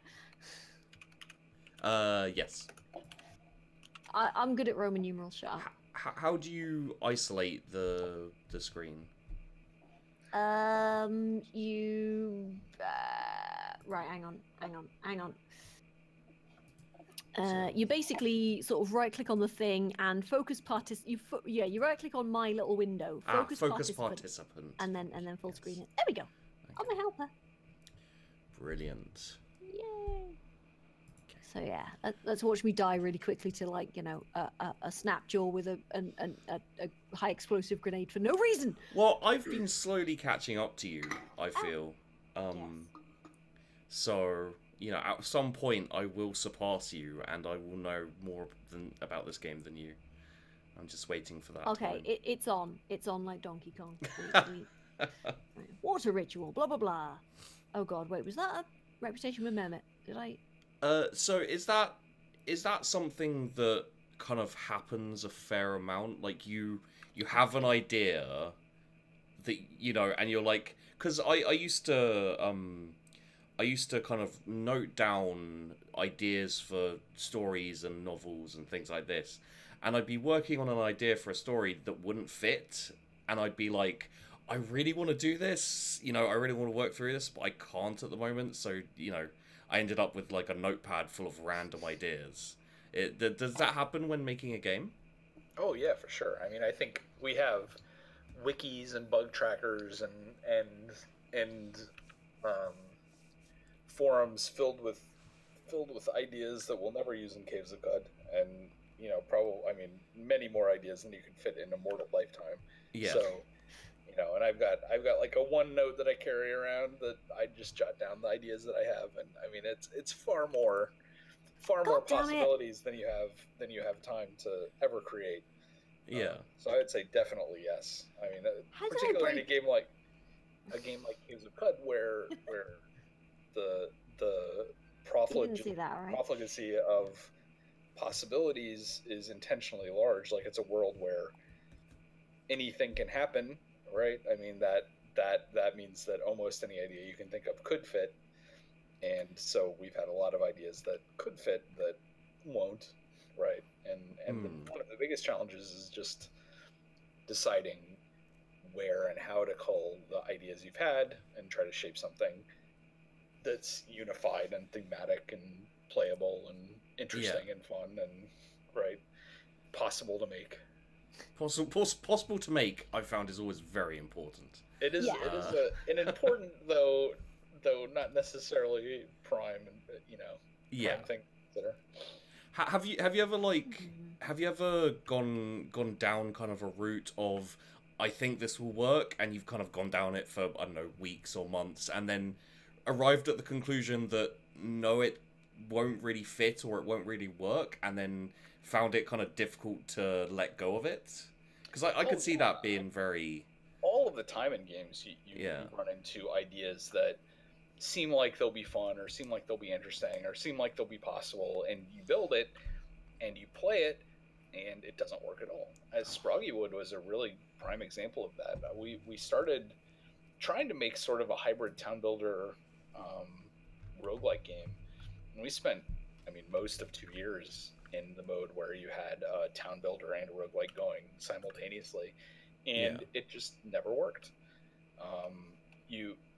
The games individually were fun, but you were playing the town game mode, and then you would have to play the roguelike mode, and you would be annoyed because you just wanted to play the town mode. Or you wanted to play the roguelike mode, and you were annoyed that you had to do some town building to continue. And so no matter how good we made either of the games, the hybrid game just never clicked. And the game you have now in Sproggy Wood is, what we did is we looked at the two games we had, and we said, well, which of these is more fun? And we had more experience building a roguelike in Caves of Qud, and so the roguelike was more fun, unsurprisingly. And so we said, well, what if we tone down the town building and put the roguelike on top? Jason just showed up. Yeah, you can probably just add him to the group chat, I think. Oh, how do I do that? I don't know how to do that. Is there a link somewhere? Right. Is he a friend in your? Are you like Discord friends kind of thing? Yeah, I don't know if we're Discord friends. Right, you probably need to add him as a Discord friend, and then I think commencement. I don't know. Yes. But how do you? Hey, Jason, how do you pronounce Sizagrier? Is that? Let me look at it again. Come on, you're the linguistics nerd. You know the shit, right? Is the rest of this video going to be us asking the pronunciation of all of the words that we can't quite get in yes. Qud? I think that would be a pretty that would be a very highly viewed video. I think it's just like, how do I pronounce this shit in Caves of Qud? Yeah, honestly, I'd be very down for that. How do you pronounce the cat's name at the beginning?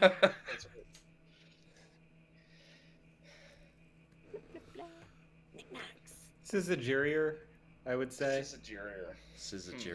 Okay. I can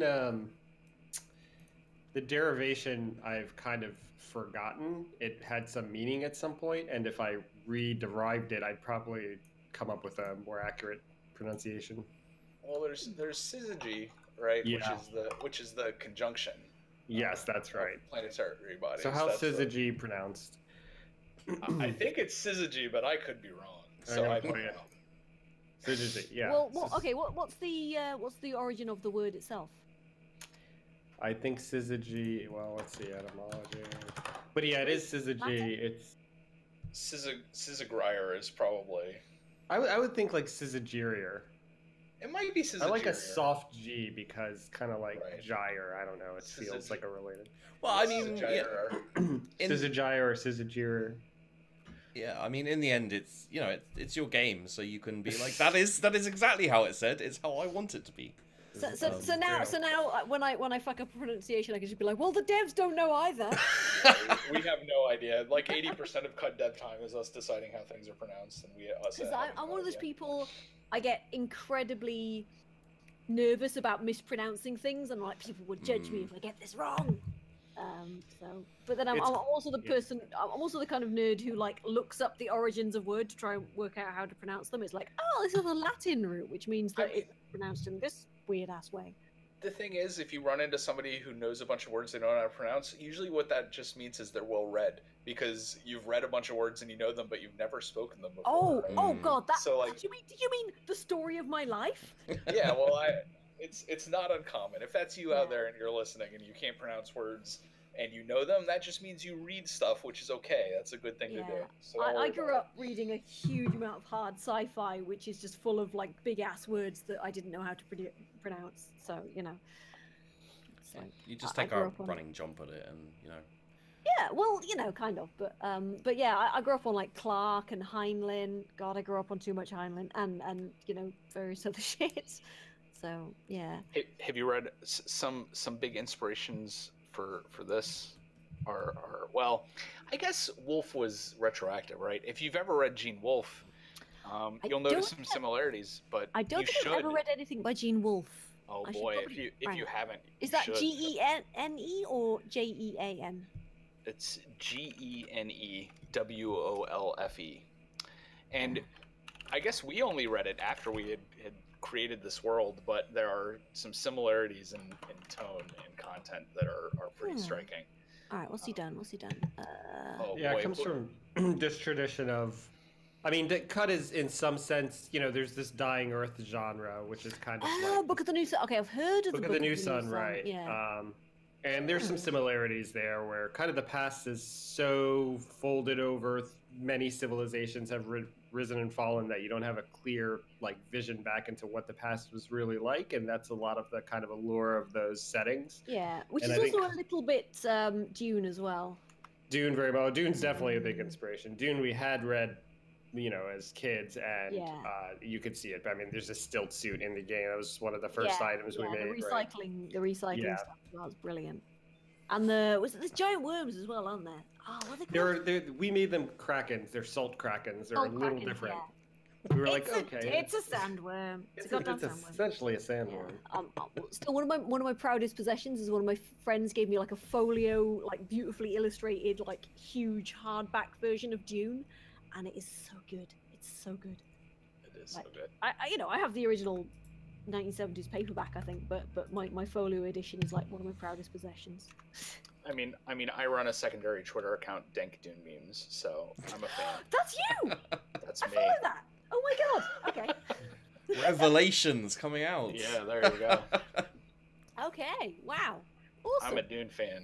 Yeah. And how can this be? Please, the quiz at Sararak. I just rewatched actually the David Lynch Dune over Thanksgiving. I love it. It's not it is not exactly true to the book, but it is a gorgeous thing in its own right, in my opinion. Yeah, I mean, it's a beautiful movie, and I think the biggest issue with it is the pacing is really awkward. He arrives with the Fremen in 30 seconds. They're this is the quid act.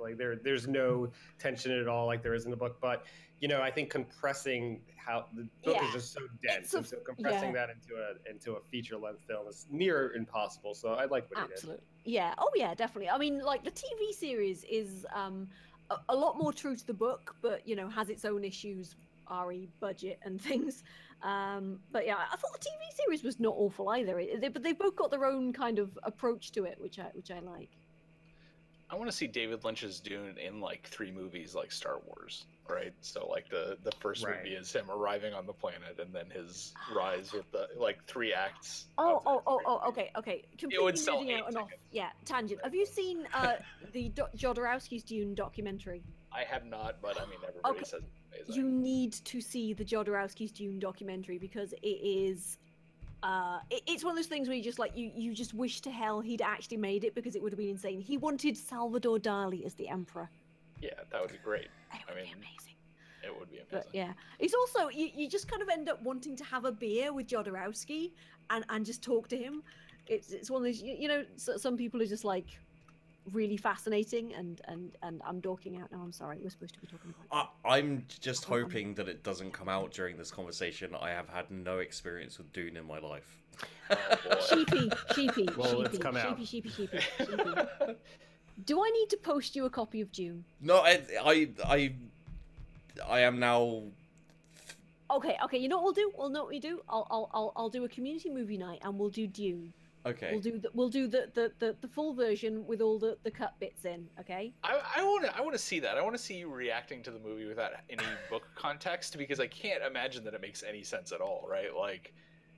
Can it? Well, I mean, I had seen the movie before as a kid. Same. Yeah, I watched it when I was very little. I still have a vivid memory of the bit where Alia sort of pulls out the Duke's heart plug and he just goes tumbling into the sandworm's mouth, because I had no idea what was going on, but it was amazing. Well, I mean, it's right, exactly. I mean, it's awesome. You're I'm having a visually amazing experience, but I can't imagine that you could tell me what was going on, right? Except in very general terms. No, yeah. I mean, having just watched it, that's something I knew. I was no, I mean, yeah, you get the broad strokes of what's going, which itself is kind of an interesting experience. Yeah, I just visually, it's so amazing as well. It's just the the Reverend Mother, and her the casting is brilliant, and the costuming is so good. The visuals in the movie, I mean, they're still super modern. I mean, you could watch that movie now and be practical effects, man. Practical effects. Those are things that I could see in a movie today, and it would be fine, right? I mean, it would be HD instead of SD, but I think it would more or less hold up. I I mean, it yeah, was definitely incredibly ahead of its time. All right, I'm gonna do that. I'm gonna do a stream movie night with June. I'm gonna write that down because that's happening. And I would be on that stream. Oh, I couldn't stream it because copyright and things, but I could do some sort of rabbit, sort of like thing probably. So it's a very where everybody watches their own copy of the movie at the same time. Honest, yes. Wow, you cannot stream movies because of copyright. That is horrible. Like, what a hilariously broken system we have. There are probably ways, but I don't want to get arrested and sue for $1 million. But why can you stream a game? Because but not a movie. Okay, technically speaking, if you are streaming a game, you are infringing the copyright of the developers of the game. It's just that 99% of devs are fine with it because it is getting their game out there. Right, it's like things like what was it? The new the Japanese one. Fuck. Sheepy, help me out here. Nintendo? The game that came out recently, Persona. The new Persona game. Oh, yeah. They were doing copyright strikes against people who... Copyright strikes against people who went after... Because basically, they didn't want people streaming after, like, a certain portion of the game. Yeah. Right. And they were threatening people with copyright strikes if they went past... It was, like, a really early section of the game, though. So, like, you can stream this and no further. Yeah. It is really interesting that an entire media... portion of society, right? Like a big one. Games is not a small portion of society anymore. It is a big has decided that copyright is stupid. Yep. It really does kind of revolve around trust in a weird way. Like the content creators, the YouTubers, the Twitch streamers rely on the devs not calling copyright, and the devs rely on the gamers to treat their creations with some form of respect, not to like completely just not to sit there and go, this is bullshit, you shouldn't buy it. I mean, I have done that before. I have legitimately done that with games before, so I don't think I tend to play games that I am excited about. Yeah. So, I mean, I think the last time I was really critical of a game was probably Mass Effect Andromeda, which I actually got a press key for and things, and I was just like, nah, this is kind of, it's all right, but it's certainly, I wouldn't pay full price for it. No, it's a bit shit. I'm assuming all of us here know about Digital Homicide? The Jim Sterling guys, they like had a... Oh, them! Yeah. I actually had a run-in with those two brothers before Jim Sterling did. Oh shit, seriously? Yeah, I played one of their games, and I was like, this is a bad game, and one of the brothers came onto my YouTube video, and he came at me hard, like being really, really full on, like, you don't know what gaming is, you're the, and I was just like, I'm sorry, dude, if I play a game and I don't like it, I'm just gonna say that, and it's like... It's a hard life being honest about games because, you tend to be less likely to make the big bucks. Well, maybe, I don't know. I mean, I'm sure there's lots of streamers. Anyway, shut it. I played a game recently that I wasn't enamored with. I thought it was okay. It was a town builder, and it had a little bit of an extra kind of uniqueness to it, but not much. And it was Which one was it? Goblins of Elderstone. I've never heard of it. It's coming out in early access at some point. Right. But the problem with it was basically they had a lot of features in the game that you couldn't use. So the villagers would desire meat, but you couldn't produce meat, so they'd be upset. So needs more time to cook. Yeah, and I was a bit critical of it, but I was given a copy of it, and it's amazing. Like, I felt so guilty being even slightly critical about it because this is the thing about getting keys for games is you kind of feel slightly obliged to be a bit more complimentary about the game, which is something I'm like conscious of. I'm like, right, I should be completely honest about this, and it's it's That's the difficulties we go through as content creators. Which kind of lapsing into streamer 101. Well, you know, content creator 101. We it's interesting stuff. I mean, I imagine as someone who, you know, is going to watch content creator, I'm think your brand really needs to be about honesty, like even if it's kind of like painful in the short run. I mean there's a way, obviously. Is that true? Like, can you look at the world today and say your brand needs to be about honesty in order to be successful? Well, for me to be your consumer, okay. I mean, that's what I'm really talking about. It's more of a self-respect issue, I think. It's like, I mean, I have had opportunities where I could play a game and get paid for it, but I would have to lie. Yeah, basically. And I'm just there going like, I need the money. I really need the money. I'm not going to lie about needing the money, but I can't look myself in the face and play this game and be like, yes, it's great to do this and rare and not be sat there going, no, I can't do it. Yeah. Alms for the poor. It's definitely interesting to kind of try and walk the line of, you know, what's right and what's wrong, because there's no, like Johnny Cash. Yeah, there's no kind of defined right and wrong really, as such. Like, you know, one person will find some, you know, kind of adverts or sponsorships perfectly reasonable, and absolutely. Someone else will be like, no, this is unacceptable. It's like hardware. I will shill the fuck out of Logitech and things because, you know, I like Logitech, and other people are like, I hate Logitech, I don't want to shill. And it's just like, you know, it's I tend to promote the shit I enjoy, you know. Yeah. And shit, not literal shit. You hence know, here we are. Yeah. Shut up. No, I'm not. You know, I'm using the kind of you know, I'm shut up anyway.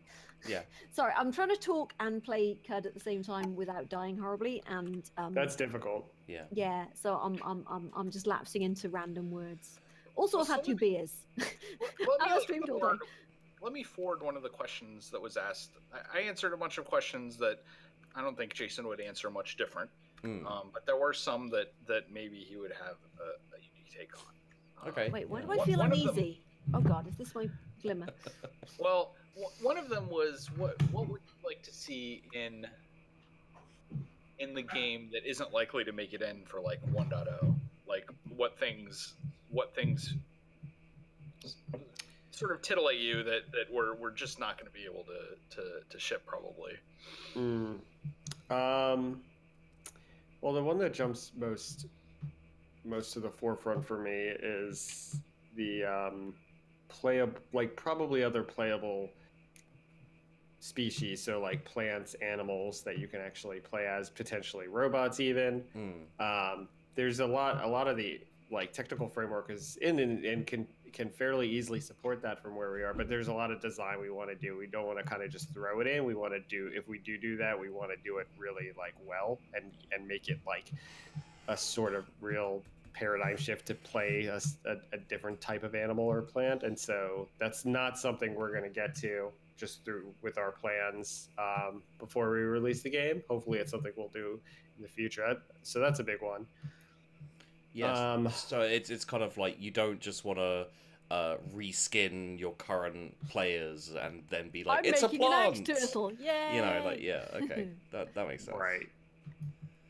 I'd rather, yeah, exactly. I mean, you can kind of create. That's the thing. Like the way the game is now, that you can like, I think a lot of the joy people find in it is in creating some of these characters that they've envisioned, sometimes based on animals, like the axe turtle, or I can make like a sort of spider dude or scorpion woman. That's actually the first thing I ever made was a spider.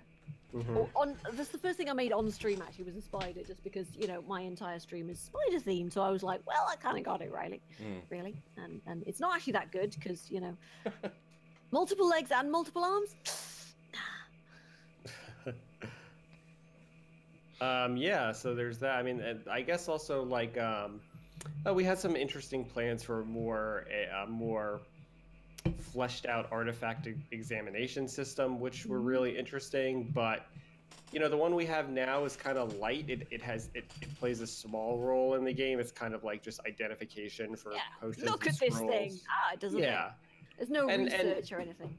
Exactly. It works pretty well, and so it's something that we're unlikely to kind of dig into because there's so much in the game that doesn't work quite well yet. I mean, just in terms of it being unfinished and just the other content that's more demanding, that it's unlikely again that we'll get to revising that before we release.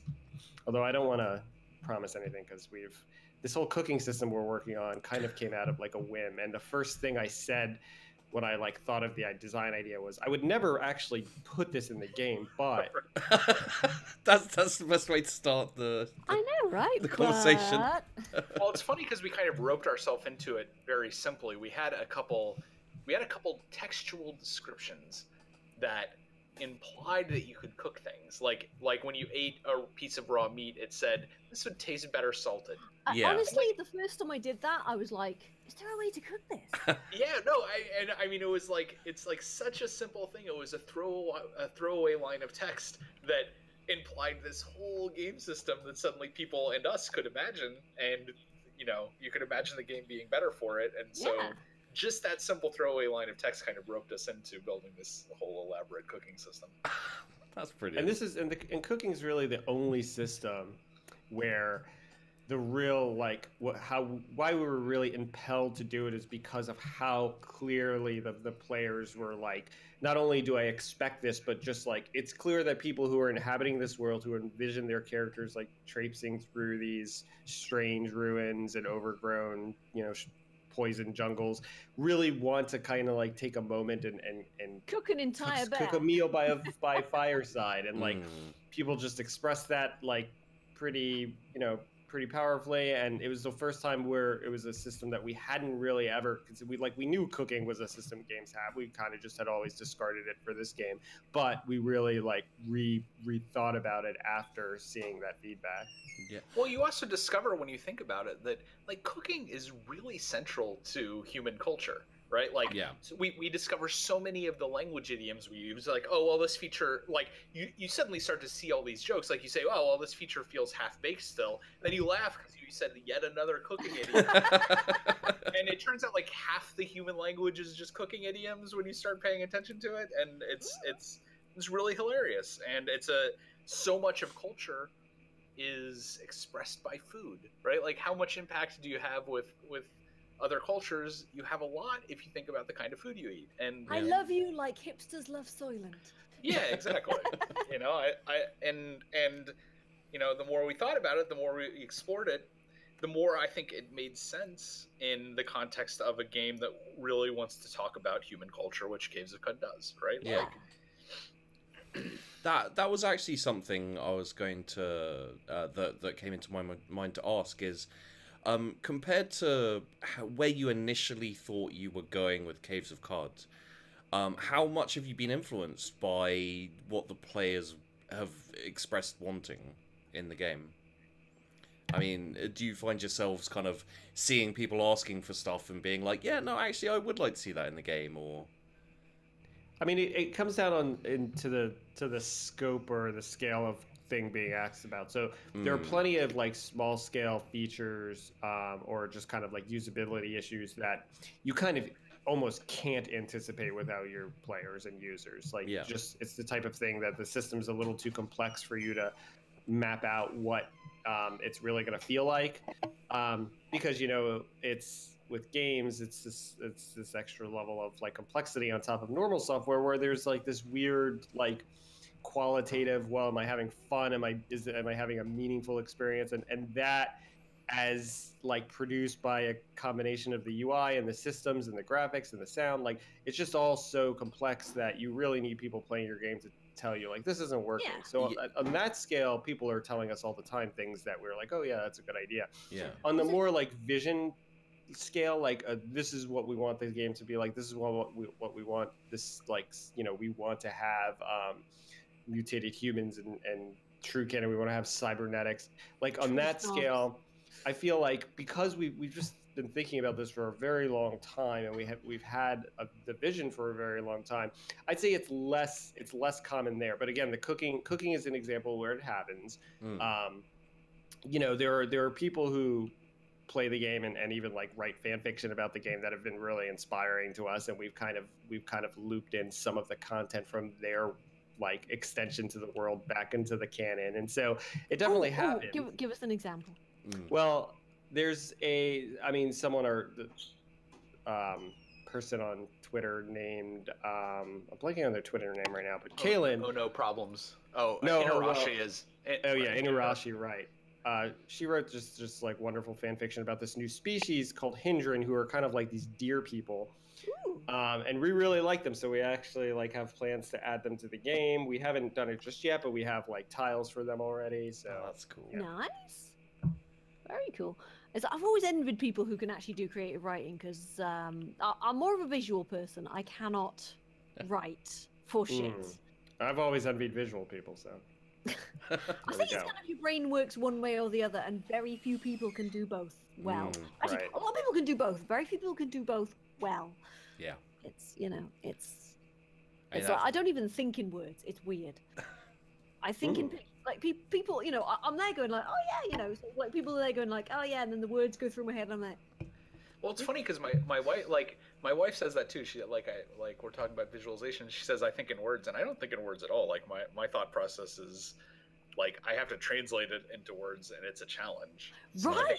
Very, very difficult or very different internal thinking processes. Yeah, it freaked me out because I didn't realize people. You don't realize people think in a different mode to you until somebody says, and then you're like, "Am I weird?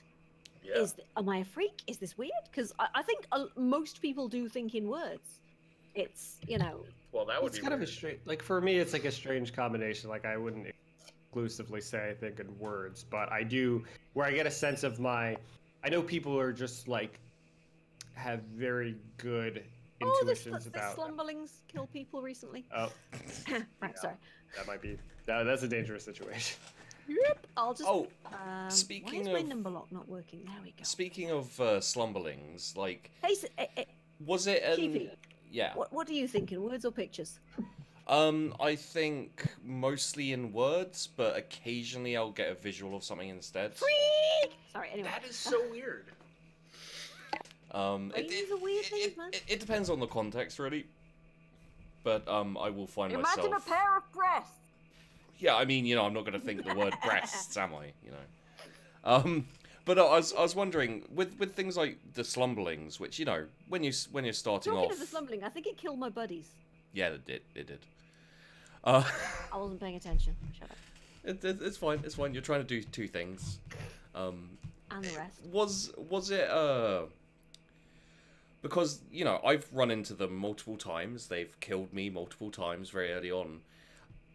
Was it a conscious thing to have like the chance of running into, let's say, nigh impossible enemies straight from the get-go, or was that kind of just part of the random nature of the generation? You right? You want me to? So okay. Yeah. Well, we'll both say something about it. We'll both say something. So. It's fine. Oh no. I wasn't focusing, and I mashed myself against a wall with a giant centipede, and it phased through my wall. Yeah. So to answer your question, I mean, like, I think out-of-depth encounters like that can create very memorable experiences, and they are important to put to kind of incorporate, because otherwise, like, if you just kind of get the sense that you're on a very smooth ramp up towards some power progression, you really lose the immersion, I think, of being in a real world, and you just lose. I mean, you lose a lot. That being said, like, obviously it creates a lot of issues. So slumberlings, I think, are an interesting case because they're incredibly powerful monsters, and they've kind of created a culture around them of being so, and like they have a real powerful resonance for the CUD community. But they start out asleep, right? So they're this kind of like lurking threat, like literally slumbering threat that you can avoid if you're tactical about it. Usually, sometimes this breaks down and something wakes them up and they insta-kill you. But, I mean, the idea is to have this threat that is there, that's on the battlefield, that's dangerous, but that you can kind of, mindfully avoid, and you kind of get a little bit of both. You get like the breaking of the monotony of the progression ramp, but at the same time you get like a interesting tactical way to not engage with that. Oh yeah, I think the slumberling's a brilliant idea, because you know, the second I see one, it's like a freeze and like, okay, I have to be careful here. And sneaky. Yeah. Like, I've killed slumberlings at fairly low levels, and it's just like a real achievement. You're like, yeah, I did this. I killed the first time I killed a slumberling, I was like so proud of myself. I was like, yes, I am all powerful. You run into them in the early game, right? Like almost immediately you can run into them, and I think that they serve an important point in introducing the fact that not everything you run into the game is going to be on a smooth curve, right? Yeah. This isn't the Babby levels. You might run into some bad shit. Well, I mean, there are games where the ramp, like a game like FTL, where everything you run into it typically follows a pretty narrow power curve, right? Like some things can be a little more powerful than you, and some things can be a little bit less. But Caves of Qud tries to introduce itself as an authentic world that, you know, where you can run into anything at any time in principle, and that doesn't eschew that kind of authenticity for gameplay always. Yeah. And Slumberlings, you know, I think are a pretty effective way of saying you got to think about all of these situations. When you run into something new, it's not guaranteed to be beatable by straightforward combat. And it does that in a way that doesn't force you to actually fight it or run away. It just is an environmental encounter. So I think it works pretty well. I mean, my favorite types of games have always been games that are difficult, but not, you know, not intentionally... Not Dark Souls. Yeah, I like games where just randomly you can get screwed, and you know, the Slumberlings for me are like a perfect example of that. You know, they're well thought out, and you can get past them, but every now and then one will just wake up and just fuck you up. And I love that kind of thing, and I guess, you know. Hello, did you know I can charge? I guess as have you encountered Rhinoxes yet? No. Oh, just you wait. Just you wait. God. But yeah, I feel if I have to suffer, you do too, right? Absolutely, I am 100% on board with this. Well, this is the thing as well, is like, you know, it's a very different very different style from Dark Souls. But I feel like there's a genre of... It's much less somersaulting for a start. Yes. I feel like there's a genre of players who kind of enjoy the type of game where you have slumberlings. It's the best way I can describe it simply is the Dwarf Fortress idea of fun. You know, like you... Exclamation mark, fun! Exclamation mark, exclamation mark. You enjoy your failures because it denotes the fun is on fire. It creates a story, and you know, you improve as you go along through your deaths, which I love. Well, I also think that there's players that enjoy that, and AAA games can't really serve it. Right? And I think there's lots of people who say, well, why don't you file these rough edges off of Qud and make it easier to get into? You know, why do you have these spiky out-of-depth encounters? They have these problems. The thing is that there are players that enjoy that. I enjoy that kind of spiky out-of-depth encounter. And if you file it off, suddenly it's becoming a lot more like games that I can get in $100 million form. Right? Yeah, it's like, it's part of its charm. It's like, it will fuck you occasionally. It's like, there's a lot of skill there, but there's a lot of luck as well. It's like sometimes, no matter what you do, you're gonna just run into, you know, a snapjaw with some terrifying high-level item for no reason, and it's gonna fuck you. And it's like, okay, cool. And so I think the big challenge is to find the rough edges that are purposeful. Yeah. And the rough edges that aren't, and you want to file all the rough edges that aren't purposeful off, and leave the rest. And it's a real challenge, right? Like which of these corners that you tend to get bloodied on are really meaningful, really add to the game, really create something that you can't get elsewhere, and which are just bad design. Right? Yeah. and it's not clear. Like there's a big gray area there, and I think that, to me, that's one of the big challenges of Caves of Qud, especially trying to bring it to a semi-mass market on Steam. Yeah, I think from what I can tell, having played it a little bit, I've got a good response from people, people who haven't seen the game before, or people who've been like, I've been waiting for you to play this for ages, this kind of thing. Everyone seems to... Oh my god, you're playing Caves of Qud! Yeah, there was a very large feeling of, oh my god, you're playing Caves of Qud, I can't wait to see the stupid ways you die. And I'm like, yeah. I'm like, cool, yeah, okay, I'm down for this. This was my idea. I did this to you. I'm to blame. But I have played I've played a few games similar, but well, we definitely benefit from the fact that we released originally 7 years ago, and so we have a not huge but present community of people who played it maybe back when they were kids, right? Like, and now they're young adults, and so they feel like it's they feel like it's a part of their identity, and they're a little underground, and they're happy to pop up and share their knowledge, and it's been a real boon to us, having that community of players who've orbited us and now kind of exist in sprinkles in other communities. I imagine you get quite a lot of resurgence when you put in a decent sized update as well. Like, everyone who has played it to death suddenly kind of comes back, and they're like trying everything out, and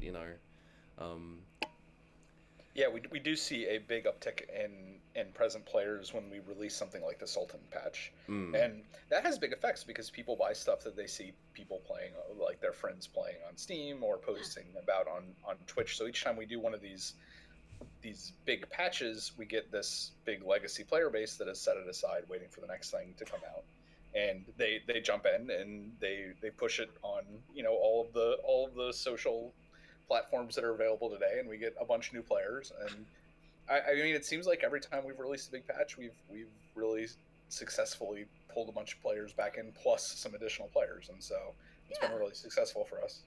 I think you'll probably find as the game goes on as well, like the player base will start increasing like a fair bit. It's like I've noticed with like another sort of like RimWorld, an awful lot of streamers now are starting to really take notice of RimWorld. It's like people are like, you play that so much, why'd you play it? And they're like, try it, join us. So I'm hoping that this is like a personal. I'm hoping that at some point a whole bunch of streamers are going to start being like, Caves of Qud. Yeah, what's that like? And we can be there going, it's fucking great. You should try it. Yeah, come on. You just want to be patient zero. First try is free. Yeah. For the Caves of Qud outbreak, it's going to be originally started with the Fuzzy Freaks. I look forward to the Caves of Qud outbreak. First hit is free. Me too. I think there's a certain aspect of once you've played a little bit of Caves of Qud and you've experienced your first few horrific deaths, whatever they might be, they're so varied and interesting that I feel, people can share their stories and just be like, have completely different death experiences. Bleeding out, for example, being one of them, maybe. But right, I'm gonna use my last bandage. I'm probably gonna be okay, but just in case. Yeah. I should have bought more bandages.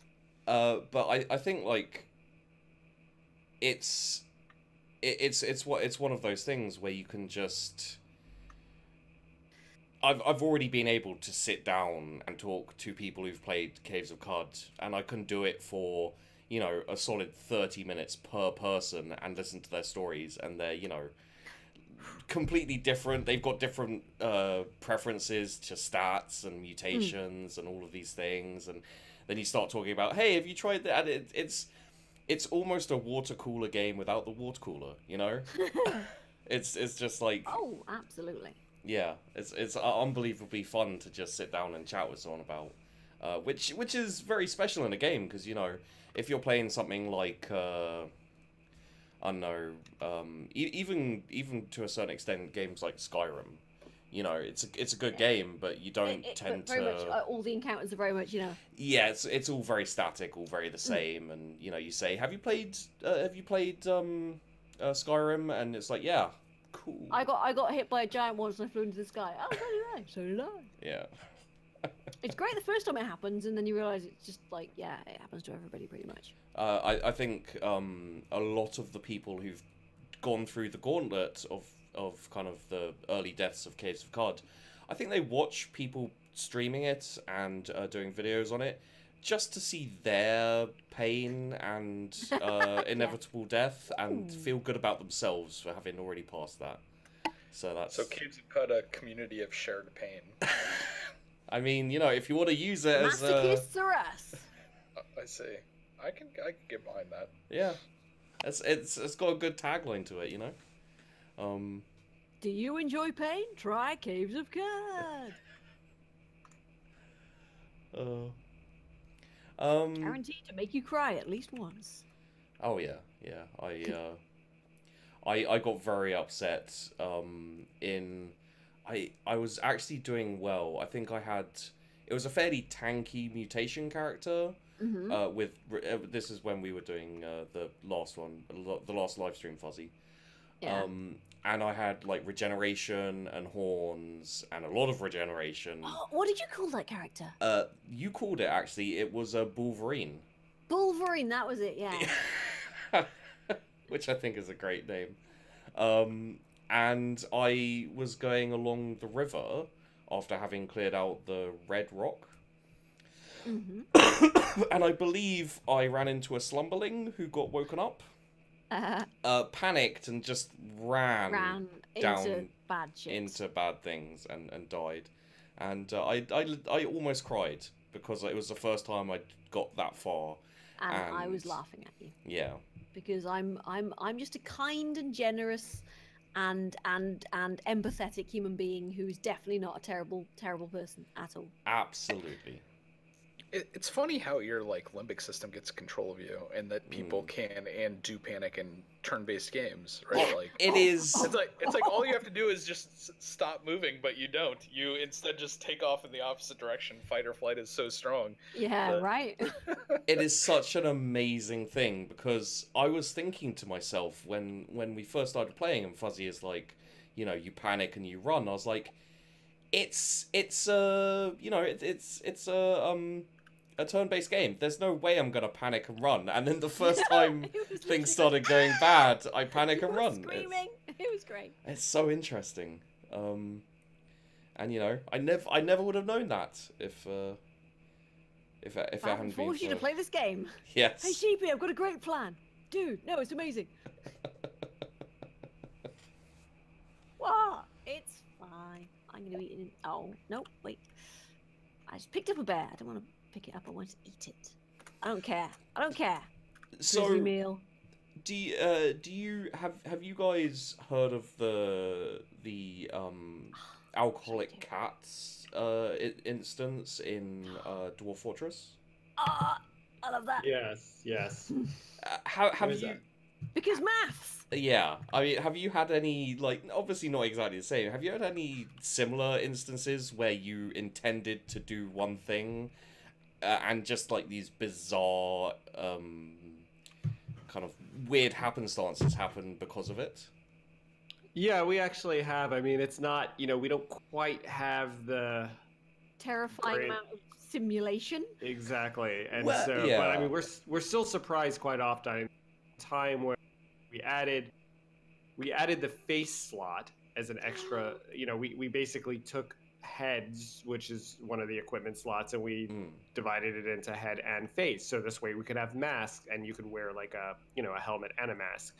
And we also allowed, you know, there's in Caves of Cod, you can be dismembered. You could have any limb that you have be chopped off, and so one of those, well, not limb, body part is a face, and you could get your face chopped off. And we decided to make it so that you can wear the faces that you chop off, which is quite grisly, yes, but, you know, we did it. And then we realized that you could get your own face chopped off and then wear your own face on your face. That's magical. And depending on the level you were, you kind of got an ego bonus for wearing a face, and depending on your own level, it might actually be very beneficial for you to get your face chopped off and then to wear your face on your face. Oh, God. That's right. Because is it weird to just keep a collection of faces? No. Okay, good. No. That's good. I'm not that I would ever do such a thing. I definitely do not. Like my last character who died, unfortunately. Or my character from earlier today who died horribly. But yeah, I totally had like a face, a box with like. Well, I don't. 7 or 8 faces in. It was just like, oh, I'm keeping this. I cut off a turret's face, which was fair enough. I don't think we were all here when we were telling the story of Fuzzy and the love injector. Shut up! No. But lying never happened. Just basic footnotes of it was Fuzzy didn't know how to use the injector for the love. On other things. Yeah. I knew how to use it on myself. But, yeah. So she used it on herself, and then because there was only her to fall in love with, she fell in love with herself. No, I looked at myself. That's I right. Did the L thing and immediately looked at myself, and then. And then fell in love with yourself. Yeah. And then you injected a null worm. Which then fell in love with you, and then proceeded to cut the face off another null worm and wear the null worm face, and that's the kind of thing that I love about games like this. I think that spawned some sort of terrible clip of me going, "Hello guys," because why wouldn't you, right? Yeah. Oh, let's have a look at you. What are you? Just being able to. Being able to make a game that has enough freedom to fall in love with yourself, have a big worm-beaked monstrosity fall in love with you, and then put on the face of another worm-beaked monstrosity and stroll around together, there's something wonderful about that. That you don't get in a lot of games. A lot of games are very have the feeling of being. Anything can happen, but they're actually very, restrictive. Yeah, I feel very, very fortunate to be, part of the project and involved with all the people who are now, in orbit around it. It wasn't super intentional. I mean, we just sort of did the things we enjoyed, but now we've got something that's, really lovely, has a lovely community, a bunch of awesome team members, and, I mean, it's something you do not necessarily get to be a part of in your life. Yeah. So lucky to be. And I feel like very often the best things are made in that kind of with that kind of intention. It's a lot less like what can we make that's gonna be popular.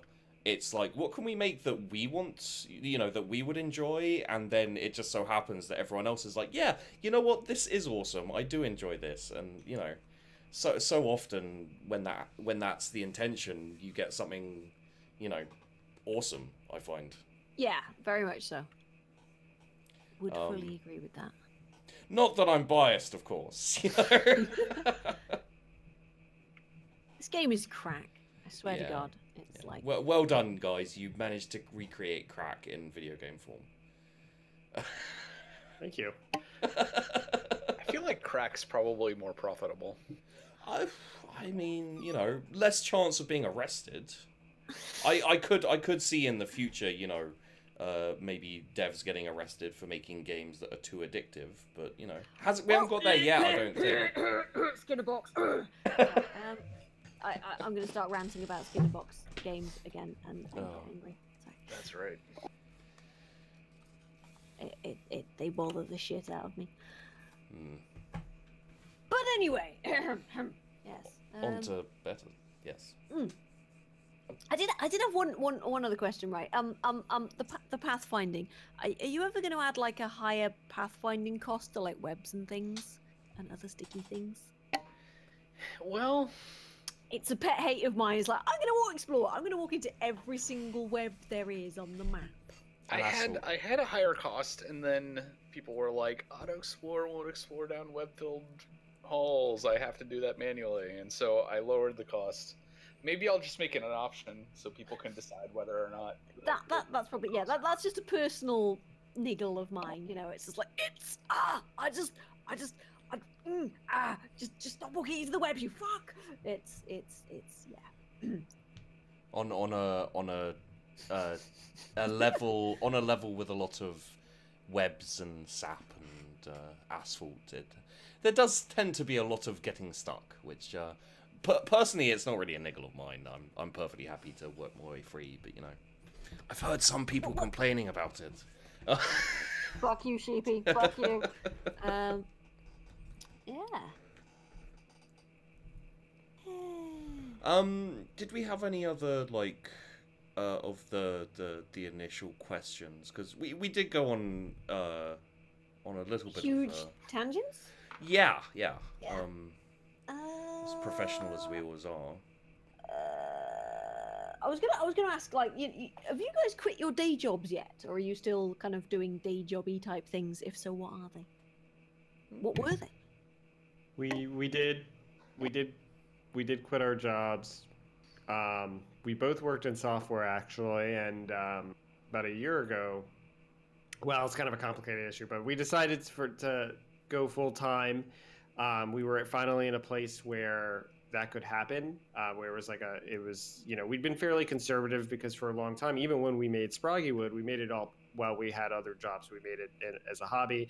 Caves of Cud started before that. We just were really driven to making roguelike. We really loved them. We really loved games, and we had made small games between us for a while, and then we really wanted to just start a more serious effort toward a game. So we had released it in 2007 as shareware. So we had a lot, a decade built up of really, savings and experience. And it's something only in the last few years that we even started to entertain as a possibility. What savings, precious?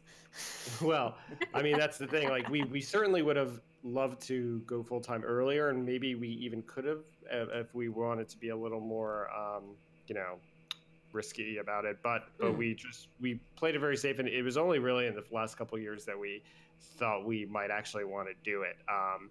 And so we were finally at a point where for now we were able to do it, and obviously in games long-term projection is quite difficult because it's such a volatile place. And so I mean we're lucky enough to do it right now, and so we're taking advantage of it. Cool. I actually do work a couple other non-game projects, but Caves of Cud is my primary full-time job right now. It's your baby. Ooh, yeah, neither of us have a 9-to-5. Okay. So wait, let's face it. It's nice not having a 9-to-5, right? Yeah. Oh, it's wonderful. I just have 3 kids, and so they have to eat. Yes, I follow your Twitter. Your kids are adorable. Oh, thanks. So if in the future, Caves of Cud is kind of, done to your satisfaction and it's on the back burner, let's say, would you, if you were to do another game, would it be like a similar roguelike style, or would you want to kind of branch out and try your hand at something in a different genre? Well, so we definitely have ideas for games. I think the most likely thing is that we would never go so far as to make something where we didn't take a lot of the skill set and the interest that went into Caves of Cud and repurpose that. So for us, that would probably look like, I think any game we make is very likely going to have a lot of procedural generation, a lot of generative stuff, a lot of weird, probably texts, maybe some generated about a weird world. That's just the type of thing that we, one, like doing, and two, have become somewhat experts on. And games are so hard to make that jumping into a totally different space is difficult and is costly. Yeah. You've that got said, procedural stuff. Yeah, exactly. That said, I'm very interested in exploring adjacent spaces to roguelikes. So roguelikes are really interesting. They have a lot of real interesting design wisdom that's come out of them, but I'm interested in applying it in other spaces. So I definitely think we are likely to try to develop other games, but to keep some core kind of paradigms there, like procedural generation going in whatever project we do. Yeah, maybe that we could deviate further from that too, but I think we're kind of interested in that stuff. Okay, yeah, because from my experience of please stop bleeding. from my experience of playing COD, and you know everything. I could honestly see myself playing the next thing you guys come up with, to be honest. Like, you know, if it's like from the producers of Caves of Cud comes, you know, it's enough for me to immediately perk my interest. Yeah, just don't go Peter Molyneux on us, please don't. I don't know what I've come up with now, but it's gonna be weird. It is definitely gonna be weird, whatever we do. I don't think you're gonna see. Yeah, just you know, traditional game out of us. Yeah, that's good. There's too many traditional games. Yeah, we need already. less traditional games, definitely. I mean, I think traditional games have their place, right? Like, I think. Oh yeah. I think that there's a lot of people who are better than us at making extremely well polished traditional games. That is not our skill set. The thing is that you look at our skill sets, most game developers are like a developer and an artist, right? Yeah. Almost all solo workers are artists that learn to code, right? Or coders that learn to art. And we don't have, I mean, neither of us are artists. And so given that we're the core principles of the company and we do not know how to art things, our perspective on games is unique amongst, you know, many game developers, right? Like we focus on literary, like sort of literary exposition. Yeah. And it's not that art isn't important, right? Like I think that the artists that we've collaborated with are just the best, right? And it's just not your core focus kind of thing. Well, I mean, and the art is important when we get going, but I think the perspective we come at games from is a little different than a lot of other studios because we don't have an art brain, right? Like a lot of games come art first, yeah, right? And ours don't. And I don't think that.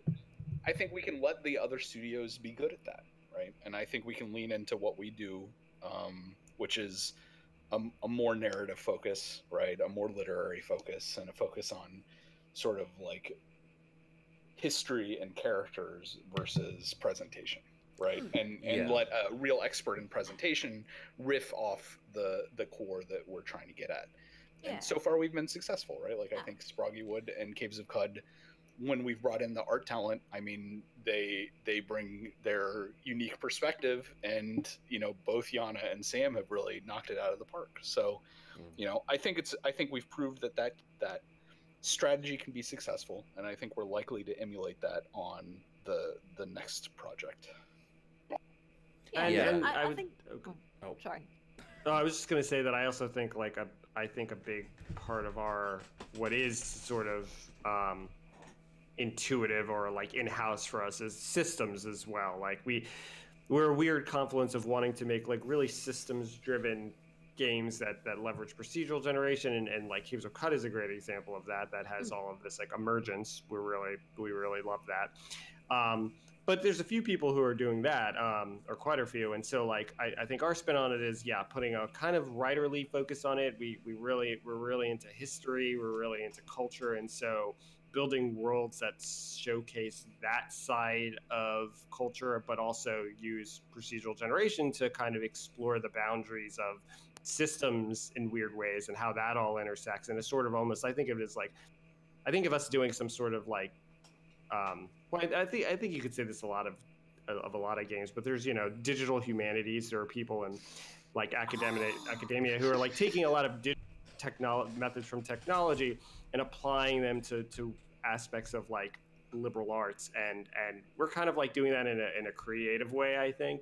Like when I say creative, I don't mean like to pat ourselves on the back. I just mean like in a way that is we're being traditionally creative, right? We're creating. You're not doing it by numbers, sort of thing. You are just, you know. Yeah, we're not doing it with a scholarship with a focus on any sort of. Our goal is to create new worlds, right? To be like artists in some degree, whatever that means, but to create games, to create stories, versus just like analyzing those stories that already are out there. And so like I feel like there's a lot of interesting stuff happening in all those spaces, and like I'm really excited to take some of the real like forefront procedural generation thought and see what kind of worlds we can create with that. Yeah, I'm a sad monkey. How many times have you died now? 2? This it's the thing. This character is like really, I've gotten really far with this character, but it's incredibly fragile at low levels, and I, you know, walk around a corner and boom, musket turret. I mean, during my section of playing it, I seem to remember I didn't die once, if the record stands. So. Yeah. I hate you. Oh, but no. One thing I did want to mention, because it really made my day when I was playing, was it was when me and Fuzzy were doing the tutorial live stream thing we've been doing, and it's not really a tutorial so much as it is a snarkathon. Yeah, it's a little bit of snarkathon, but yeah. there was an excerpt from the histories where it was, I can't remember the name of the king or sort of sultan. It was a story about him befriending some urchins and then eating really well, and that was the footnote. Yeah, and there. We both came at it from a different direction. You were like, "Oh, he ate them." I'm like, "Oh, he cooked the dinner." Strangely, positive for me. Yeah, I don't know if you remember what you were thinking when you. Well, it's a procedural thing, so it's just two things sort of. Okay. It just went this and then this. Okay, so it's not like an intentional thing, because I did wonder whether there was like a definitive answer to the story of the Sultan who went to a town or village. And... No, it's basically X went to X and then did X and did X. It's okay. Yeah. Well, that's almost more beautiful then. At least I'm assuming I'm assuming that's how it works, because No, you're right. That's the Sultan history is all procedurally generated. What I can tell you is that I know the event you're talking about, just because, like, having, seen so many of those histories, I know what will generate that. And so that Sultan is very had some affinity with salt.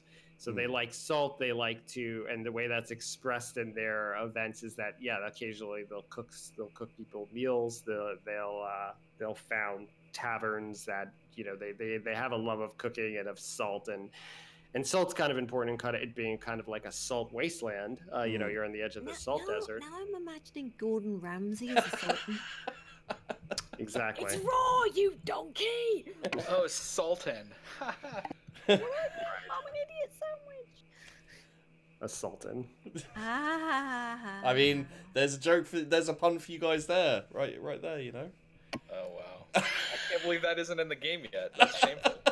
I mean, that was all Fuzzies, so. Oh dear God! Don't blame me. Do not blame me.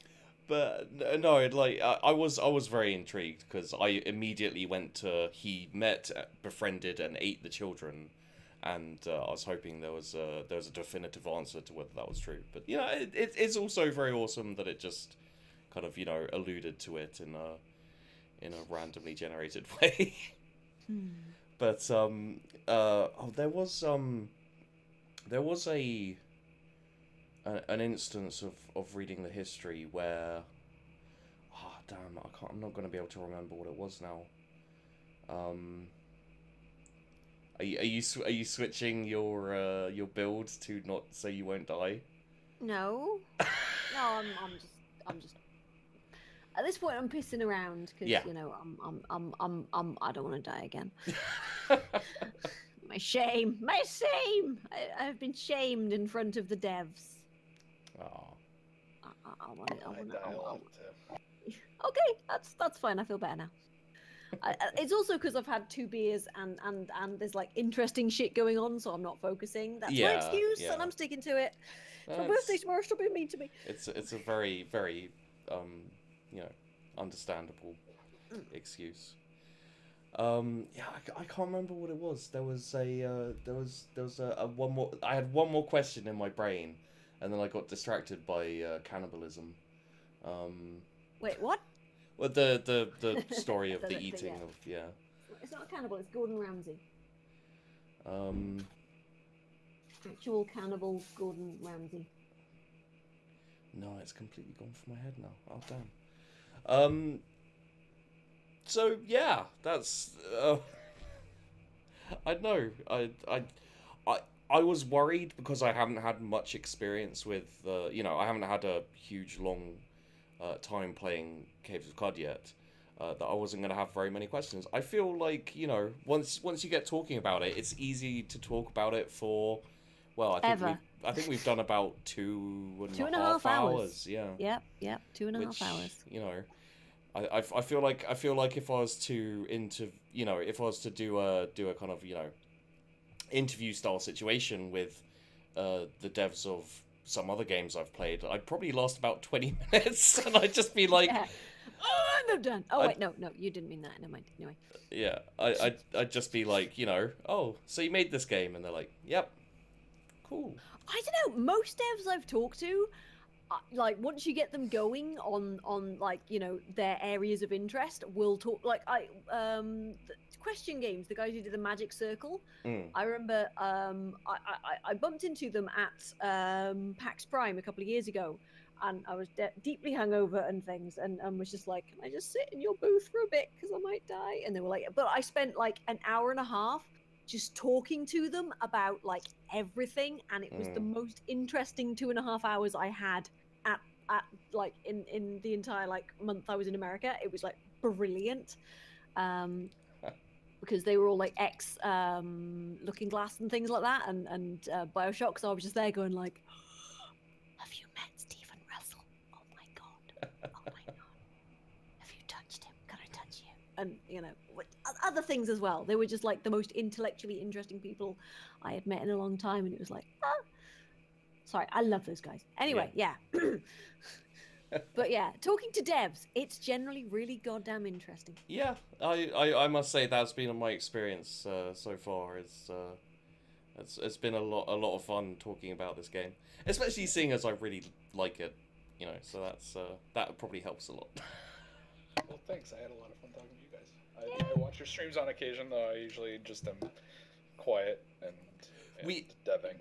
We may have referenced you a couple of times when things have got incredibly inappropriate, and we wonder if you just kind of come onto the stream, hear us kind of, you know, being very, very vulgar and silly, and just be like, you know what, maybe we don't want these two to talk to us about our game. Yeah. The next game I'll have to build in some system where I can like just quietly drop in and really screw around with streamers' games. Oh, that would be awesome. Yeah. Oh my god, you need to do that. Oh my god, yeah. There are actually games that allow that. Like I think Tome has a backend system where he can drop in and sort of live DM people's games if he wants to. I mean, you know, clearly you have to create a kind of like a slumbering character that you can just pop into games and then, you know, creepily follow people while asleep. What's a slumbling doing out here? I don't know. This is a game about My Little Pony. No, I'm sure it's not. I've summoned the ghost of copyright violation. Yeah. Oh man, My Little Pony game. Have you played Pony Island? I haven't. Oh, I've played some of that. Yeah. My god, it's pretty amazing. Good. Yeah. What are you guys talking about? Oh, okay, right. Okay, no spoilers, no spoilers. You need to play Pony Island. Should I? All right. Yeah. No. It's very clever. It's brilliant. It's seriously, but like some of the gameplay is a bit but the concept of the game and some of the things they do in the game is amazing. Like it's a proper head fuck. I was literally sit there going, "Is this still the game? Am I what that?"